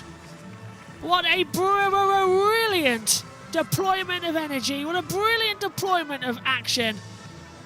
We now go into the halfway stage of the season. Next time out, it's the Hungaroring in Budapest, Hungary. Anybody can win there. And guess who's the favourite? Lewis Hamilton. He's won there so many times before. There's a shot that might define the championship. Antonelli pouring champagne over his head. The next generation star. You can say a lot about him, but he has flashes of Senna. Antonelli wins the Belgium Grand Prix. Let's confirm how they finished here then. Antonelli from Leclerc, Verstappen, followed by Hamilton, Piastri, Hadjar, Norris, Bortoletto, Lindblad, Colapinto, the top 10. Gasly, Lawson, Hülkenberg, Behrman, Albon, Sainz, Ocon, Bottas, Alonso. Out of the race was Stroll, Perez and Russell. Owen, we're going to let you disappear now as well. I know you've got to... I don't want to keep you around while we're waiting on it. So what was your moment of the race? My moment of the race would be... I'm going to go with just the entirety of Isaac Hadjar's recovery from 21st, pulling himself back up to 6th place and finishing ahead of a charging Lando Norris on new medium tyres. Absolutely fantastic effort from him. So when he crossed the line in 6th, that was my moment of the race. And he's really sort of stamping his mark as a driver at Red Bull, isn't he? He really is. It's not going to be long until he wins a race. And I'd say this, I think he's going to win a race before Max Verstappen does this year. I'll go and put that as a bet. Owen, thank you very much for your company again this weekend. I'll see you again soon, my friend. I hope you enjoy the rest of your Sunday. We've got you out just before 4 o'clock. We're going to stay on here on JB Motorsports for the post-race show, and we're going to hand it down to the action and send it back as we can. Don't compare him to Senna just yet. After the start, you've got to. I've got flashes of him coming through, honestly. He is absolutely incredible. Every time I look at him, I just see a young Ayrton Senna. He has got so much talent, and he has got so much potential. And I really do think that this season is just going his way completely. Right now, though, let's head down and join the Sky F1 team. I think we might be near a break for them. I don't know if they're going to cut their race show short and then come back for the post-show. But either way, let's head down and see what's going to happen. Not just yet. They're just doing a promo for some adverts, which is always good. I want to turn the microphone off and go back to the time mic that we've got to present the rest of the show today as we're testing that out. Right, let's go down to the team. But the story of this weekend, very much that of Kimi Antonelli. The DHL fastest lap, though, was Lando Norris, 1:48.89. In the end, he finished in 7th. That slow stop costing him a place or two. But Kimi Antonelli got a little unlucky with his pit stop, but was able to recover when he was undercut by Charles Leclerc to overtake him and takes his 6th win of the season. Analysis next.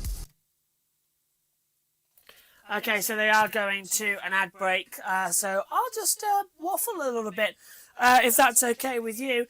Let's get actually up some of your comments throughout the race. I think that's a good place to start, because I've now got the ability to do so. Let's check what social media. Let's just get the right graphic on. Is that it? What's going on here? There we go. Graphic needs a bit of work, doesn't it, coming into it? Right, let's see what we've got to offer from here. So, Holliness on Twitter, at F1 Big Data, says, if I were given €1 every time Hamilton's had an accident at Le Combs, I'd have €5. It's not much, but it's strange it's happened 5 times. 2009, he was taken out. 2011, he hit Kobayashi. 2022, he went flying with Fernando Alonso. And 2014, of course, he had contact with Nico Rosberg. And now today, he's had contact with his former teammate and another Mercedes on the bounce of George Russell, which is an interesting little factor to come into it as well. It's Tom Bellingham. Matt Pugh and Tommy, but the race director this weekend is Matt Gallagher, a Charles Leclerc fan, and he's put all that on. That's quite fun coming into it. Not much coming through then about what's happened. Will Buxton says that 5-second time penalty for Lewis Hamilton, a racing incident all day long. They've penalised on the basis of outcome, not the infraction. That is something that the stewards keep doing. They keep penalising on the outcome of the incident, which isn't actually the letter of the law. They're supposed to do the intention, the infraction that was caused, like you hit him and that should have been a penalty, but it's put him out of the race, so we're going to penalise you more. Because the same thing happened to Charles Leclerc and Oscar Piastri early on in the race, and there wasn't any penalty given. There was no further infraction. So again, you just sort of constantly challenging and changing the opinions. It just gets worse and worse as it goes on. To go on to it, and it didn't rain in the end, did it? That was what's more annoying coming into it. Ruth Buscombe has put some race notes on so far. Race pace dominates here coming into it. So it was again another one stopper, wasn't it? Even with that rain threatening around. If we take a look at the strategy calls here on the back.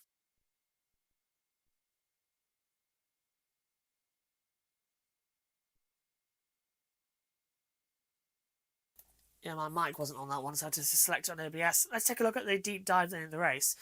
This is the finishing tyres that they had. Antonelli, apparently he's changed over to 3-lap old softs. I don't think that's happened. But he was on 26 hards, brand new. So he did a one-stopper, 18 on the medium, straight onto the hard tyres. Away he went. Leclerc 20 on medium, 24 on the hard. So 2 laps later and 2 laps longer, and still managed to do good somehow.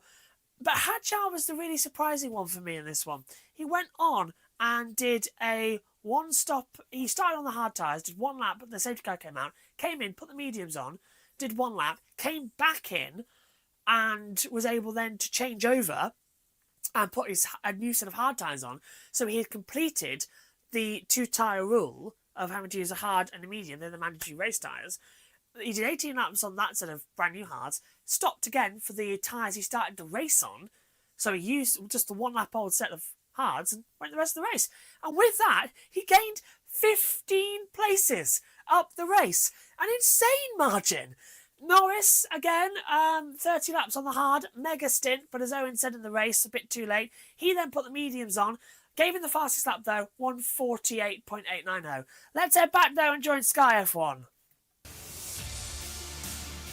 Well, the emotion there once again for Kimi Antonelli. Absolutely loving life at the moment. He is just having a season to remember and has extended his lead at the top. He beat Charles Leclerc, who'd undercut him at one point because of the virtual safety car. But then in the end, the power of that Mercedes in his hands, just too much for the rest to handle. Although Charles Leclerc did stay within a couple of seconds. We're going to contrast and compare the days on either side of the Mercedes garage, though, for George Russell out on lap 1, which brought out the safety car. Bernie Naomi, it was, awful day for him. But let's start with Kimi. A great day for him.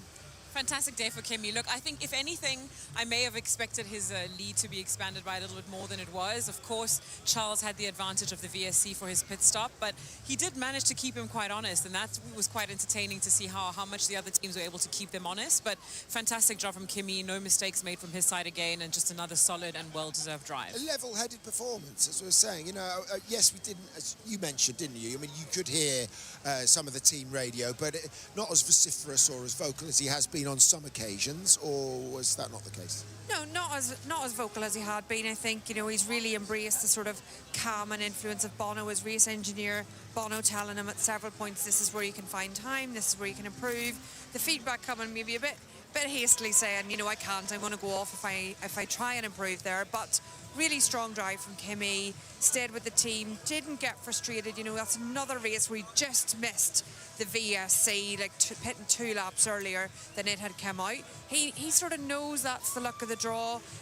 You can't predict that from his team side. So he stayed calm. In previous years, I think Kimi, or previous races, might have felt disgruntled ending up behind Charles Leclerc. He managed to stick with it, stayed with the strategy, took the information from Bono and got that car to the lead position that it probably deserved through that race. Yeah, himself, Max actually, and Lando Norris not benefiting from pitting under the virtual safety car. But yeah, I mean, the point that Bernie makes is, I suppose he's got such total belief in the way that he's been driving all weekend that something like that, he was able to cope with it quite easily and then just graft his way back into it.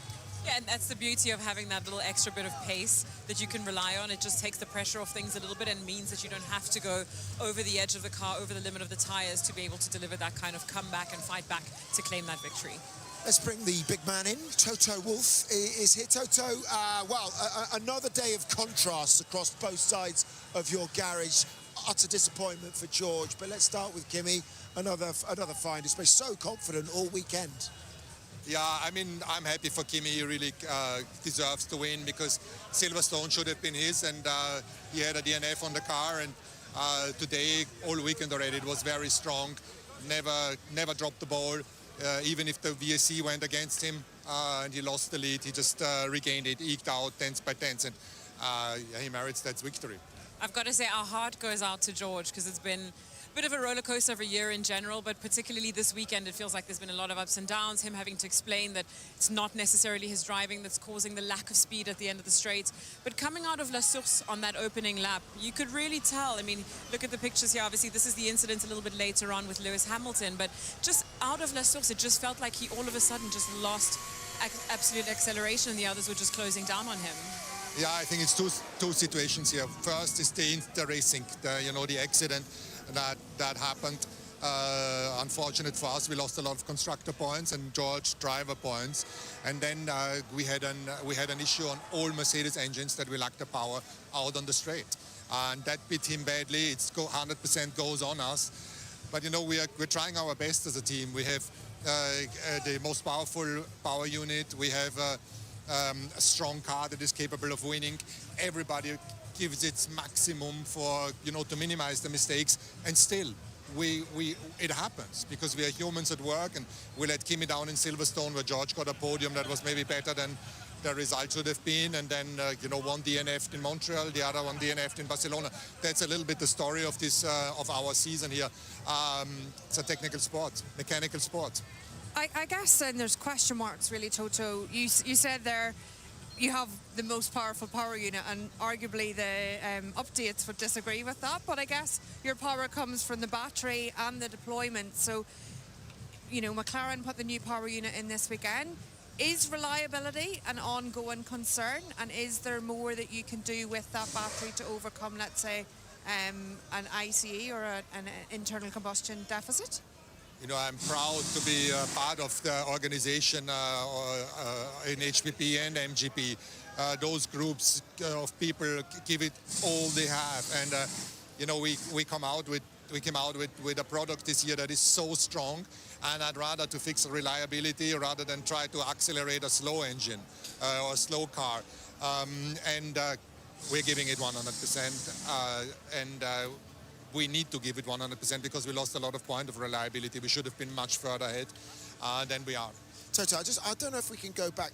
We've got the clip just so we can see it again, just as Naomi was saying. Before the incident, if we go to the back and we come out of La Source on that first lap as we discussed, from the overhead there, you can really see it. It almost looked as if he was, you know, he was kind of battling against it. This is too late in the thing. We need to go further back than that. But it was just, it looks like when he was accelerating out of the source, it looks like he had a lot of handbrake on. But is it a combination of things? Is it down due to George's driving style, as well as the fact that there is a fundamental deployment issue with his car at the moment? And why is it only his car? George has our 100% support.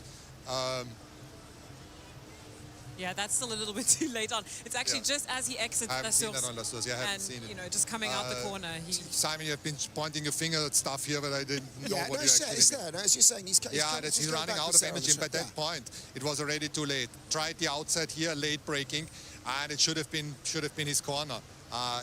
But that's a racing incident. These things can happen, whether you're in the front, in the middle, or the back of the pack. But George had a difficult weekend. Probably half of it is to be attributed to the power unit that wasn't as good as it should have been on his side, and the other side maybe on the driving.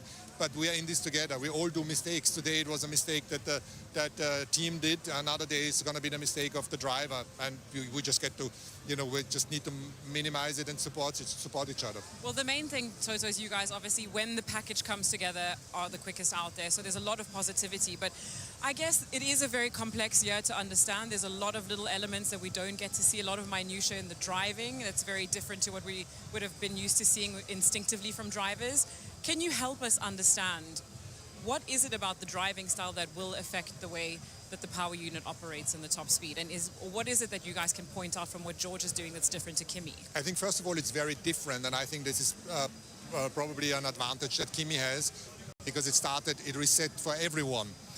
Then the component of energy harvesting and energy deployment plays a role. You know, even the way you go on the throttle, whether you give it a full throttle or half, and when you lift off, can have a consequence in terms of the energy delivery. And that's another dimension that has been added to the driving. Now, some drivers may not like it, others may say, okay, we just need to get used to it, but it's another component that makes it more complex. We understand George was reasonably upset afterwards, as you can imagine. What are you going to say to him now? And does the summer break, I should imagine he really wants to get to that so he can reset. But as his boss, what will you say to him? I haven't seen him yet, but he's completely understandable that the moment you're out of this race, it's so frustrating, and the emotions spoil, and that's why, you know, I completely understand. But he has our 100% support. We are trying to solve all the issues. he's doing everything he can to get on top of his driving. So yeah, I haven't spoken to him, but I'm gonna try to put my arm around him. Good man. Thank you, Toto. Appreciate your time. I was just as going to always. point out all the Toto fans here. Everyone's really a lot of Toto fans over there. So there's Popular man. Can't blame them. It's like you gave us probably a few Toto flags. Like there's a Bernie flag around yesterday. We need to try and find more that. Toto don't we? flags than me, hopefully. Let's go back actually, because I think it was kind of swallowed up a little bit within the race, and that we didn't actually get to see George and that interview. But this is just another reminder of how he was feeling as the emotions were running high. Well, George, awful disappointment for you. What was your assessment of the incident? I don't know if you've watched it back with Lewis. What do you think? Well, I just got totally swallowed up down the straight. You know, I lost 3 positions down the straight, down into turn 5, and then the incident was a racing incident. Maybe I could have gone a bit wider. Maybe he could have braked a bit more. The incident shouldn't have happened if I had the speed down the straight. So, yeah, very, very disappointed. Yeah, listen, it could cost you an awful lot of points relative to Kimi at the end of today. How can you get your head around that? Nothing to say. No words at the moment. It's just, yeah. Yeah, and just finally, you've got this issue to deal with as well. I mean, speaking to Toto in advance of the race, he thinks a solution can be found to give you parity of equipment, at least at the team. I mean, I know it seems everyone's confused, but can you take some heart from that? I appreciate everyone's working hard to solve the problem, but you know, I'm stood here on lap 5 of the race, and felt like I was in a good position to fight for the lead up to turn 1, and then suddenly no power and it's all gone. Sorry, George. Thank you. Well, I mean, it's reasonably obvious to see, isn't it? I mean, that's the thing. How much sympathy do you have with George at this stage? Because he'll be thinking, why on my car, not on his? Yeah, I think he is thinking that. He's thinking, you know, if there's something in driver style, I think he said a few times over the weekend, I'm prepared to take that feedback. If you tell me to go on throttle a little bit later or brake a little bit differently, I will do whatever it takes to get the straight line speed. That's basically what he said in a few interviews. They've gone through a few potential solutions. It's not got to the bottom of it. And now I think the most unfortunate thing for a driver is he doesn't know where the problem comes. And the power unit, you know, we talk about drivers that say change in chassis if they think there's something wrong with the mechanical bits of the car. A power unit is not that easy to do because it is allocated to you, and every new one you take comes out of your allocation. So it's not like they can just abandon this power unit and battery and put another one in. So he just wants the answer of what it is that's causing him the deficit. He wants a fair chance at the fight, and at the moment he can see the points slipping away and he doesn't have that fair chance. Yeah, look, I totally agree. And I think if you put yourself in the mindset of the driver, George particularly, you know, both of these drivers come from the Mercedes Junior program. And it now all of a sudden feels like Kimi's come in and undercut George for performance. And he's worked a lot. I mean, George is an incredible driver from that sense that he puts in the hard work. He helps the team develop. He's probably played a big role in getting the car to be competitive this season. And then he's come into the season and it's really not going his way. And very unfortunate. It's very, very frustrating when you have equipment under you that you feel you can't trust because you think it's not actually up to par with your teammates. So I think if there's anyone looking forward to the summer break, it's probably George Russell. Too right. Let's go to the Skypad. Kroon is there to have another look at the incident. An incident actually which Lewis got a penalty for, and I've seen quite a lot of reaction with people saying, "Come on, that was a racing incident on the opening lap." So let us know where you stand on that one as well, if you could, Kroon. Yeah, thank you, Simon. Let's take a look at it because I think we should clarify. I've had a look at the steward's judgment. Now, what they've said is that because of the mitigating factors of being in the opening lap, and they have said that Lewis has made an effort to try and avoid contact, he will only get a 5-second penalty as opposed to a 10. That's what they issued during the Grand Prix. And a normal penalty for a driver who's caused an incident for not being fully in control would be 10. So let's take a look. Those are the mitigating circumstances of why it was a 5 and not a 10. And let's see what we think. So on the run up the Kemmel straight, he's now dragged alongside and ahead of George. He's in the slipstream of the cars in front. You've got Antonelli, you've got Verstappen, you've got Leclerc on the left. Verstappen comes across to the right-hand side. And this is where I think Lewis is now in the dirty air, right? You can quite clearly see he's getting the turbulent air from the back of that Red Bull. George, in the meanwhile, has got clear run there. He's got clean air, cleanish air, shall we say, because he's got a bigger gap to the car in front. So let's just play it along at this point. I'll just go back. Watch Lewis's hands. So I'm going to ask you to just keep an eye on Lewis's hands here. There, you can see the correction. So in that turbulent air, he's clearly lost some downforce. And you heard him say it on the team radio as well. Watch his hands now. He's in the slipstream. Starts to get the corrections there. So he would have liked to have had the right-hand wheels over that curb. He couldn't do that because he was in that dirty air. Now, that was, let's say, his excuse or his explanation for what happened. And at this stage, he now is trying, he's winding on the steering lock. He's trying to avoid the contact with George, but it doesn't work. And he makes that contact, and that puts George out of the Grand Prix. So, in the end, I think you have to say that Lewis caused the incident. He caused the incident because of being in that turbulent air and lost control, which we quite clearly see. He lost control, he had those corrections. They were very small, and that's why I think it was probably right that they didn't give him a 5-second penalty, but it did cost George. And I think, sorry, didn't give him a 10, gave him a 5. Let's look at it from George's perspective here. And as he comes along, he's, as you said, he's got a bit more space, a bit more room, so he can go deeper later on the brakes. And I think an important point here to highlight is George has not deviated. He's stayed on that line. He's given Lewis room on the inside. He would quite clearly have made the corner. That's another thing the stewards look at. Would the car on the outside have made the corner? George would have easily made that apex. So he was the innocent party in that. And therefore, I think it's probably right that they did give Lewis a 5-second for that. Back to you. Back to me, but then back to you, Karun, because I want to come straight back, just to get your take on where George is at the moment in his head, because, look, he didn't have the pace all weekend. We understand that there were a few things that they thought they would have sorted between yesterday and today, although how much they can, I don't know. And then we saw the evidence that they hadn't got it sorted. So what does he do? As Naomi's quite rightly pointing out, he wants a fair fight. At the moment, he doesn't feel like he's got that. So how does he pull himself together from a situation that arguably he's not really ever found himself in Formula One? He's not really ever been on the back foot, has he? He was the lead driver at Williams for all those years. He kind of had the upper hand on Lewis when Lewis arrived. When he arrived at Mercedes. So you're right, it is new territory for him. I think he's got to go back and try and get clear answers from an engineering sense. And we've all had conversations this weekend around the paddock with people from Mercedes, and the sense we're getting is they don't have a clear answer. So they've got to go back, they've got to look at the information they've got on the data, have a couple of days to digest it between now and Budapest, because he can't go on to the next race weekend and the next race weekend with a 4/10 deficit in terms of straight line speed. You know, you're taking a pencil to a sword fight, so there's no point doing that.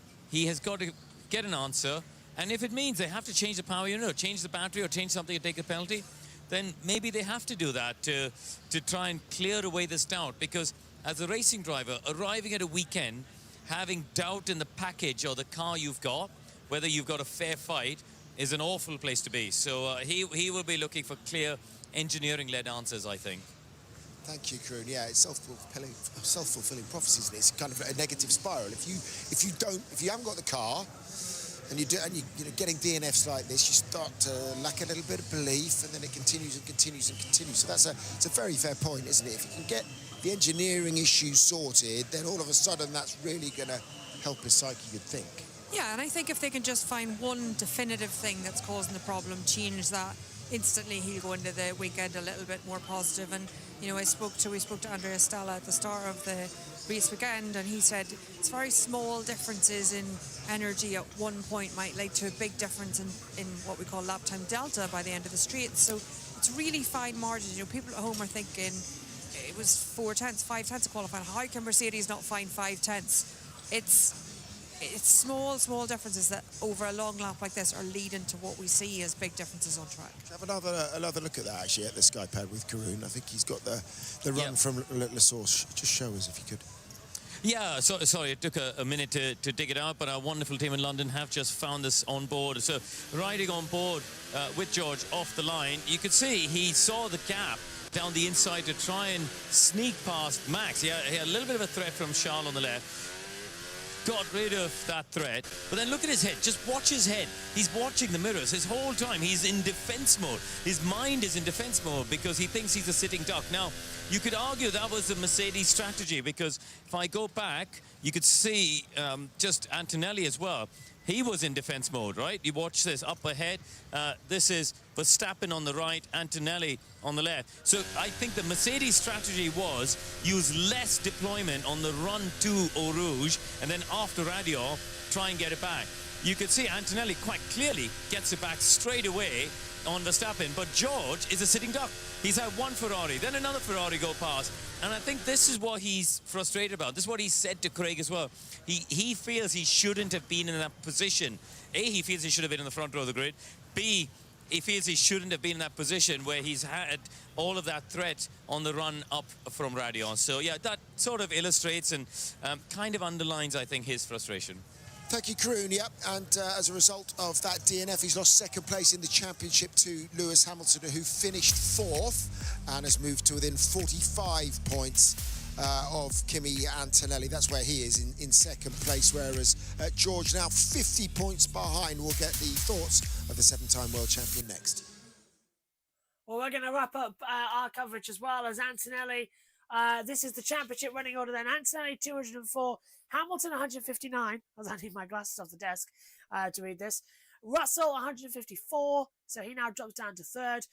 Leclerc 126, Norris 103, Piastri 92, Verstappen 91, Hadjar on 60, Gasly 42, Lawson 39, Lindblad 22, Colapinto is on 19, Behrman 18, Bortoletto is on 10, and then no changes for Sainz, who's on 6, Albon 5, Ocon 3, Alonso on 1, still no points for Hülkenberg, Bottas, Perez or Stroll. Mercedes now lead the Constructors' Championship. They are on 358 points going into that one with 25 today. Ferrari get 30, so they now move up to 285. Then we get McLaren 195 coming into it. Just going to turn up these mics a little bit more so that you can hear me. So McLaren 195, Red Bull 151, Alpine get 1, so they're now tied with Racing Bulls, 61 apiece.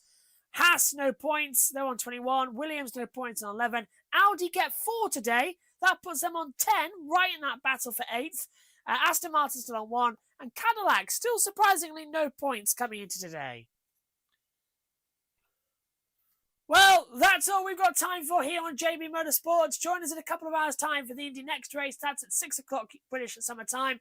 From 10:30 or immediately after the World Cup final match, you can join us for the IndyCar race, the Grand Prix of Nashville with Music City. And then straight after, we've got the NASCAR race at Nashville. North Wilkesboro Speedway. For the first time in 30 years, a competitive championship race will be held there. Thanks very much for your company this weekend. My thanks go to Megan, to Omi, to JT, and to Owen as well. To all of you at home, thank you very much for joining us. It is Kimi Antonelli, his 6th win in 10 races as we hurtle towards the summer break. Can he make it 7 out of 11 next time? Let's see. We'll see you in a week when we go to the Budapest Hungaroring in Hungary. See you later. Bye-bye.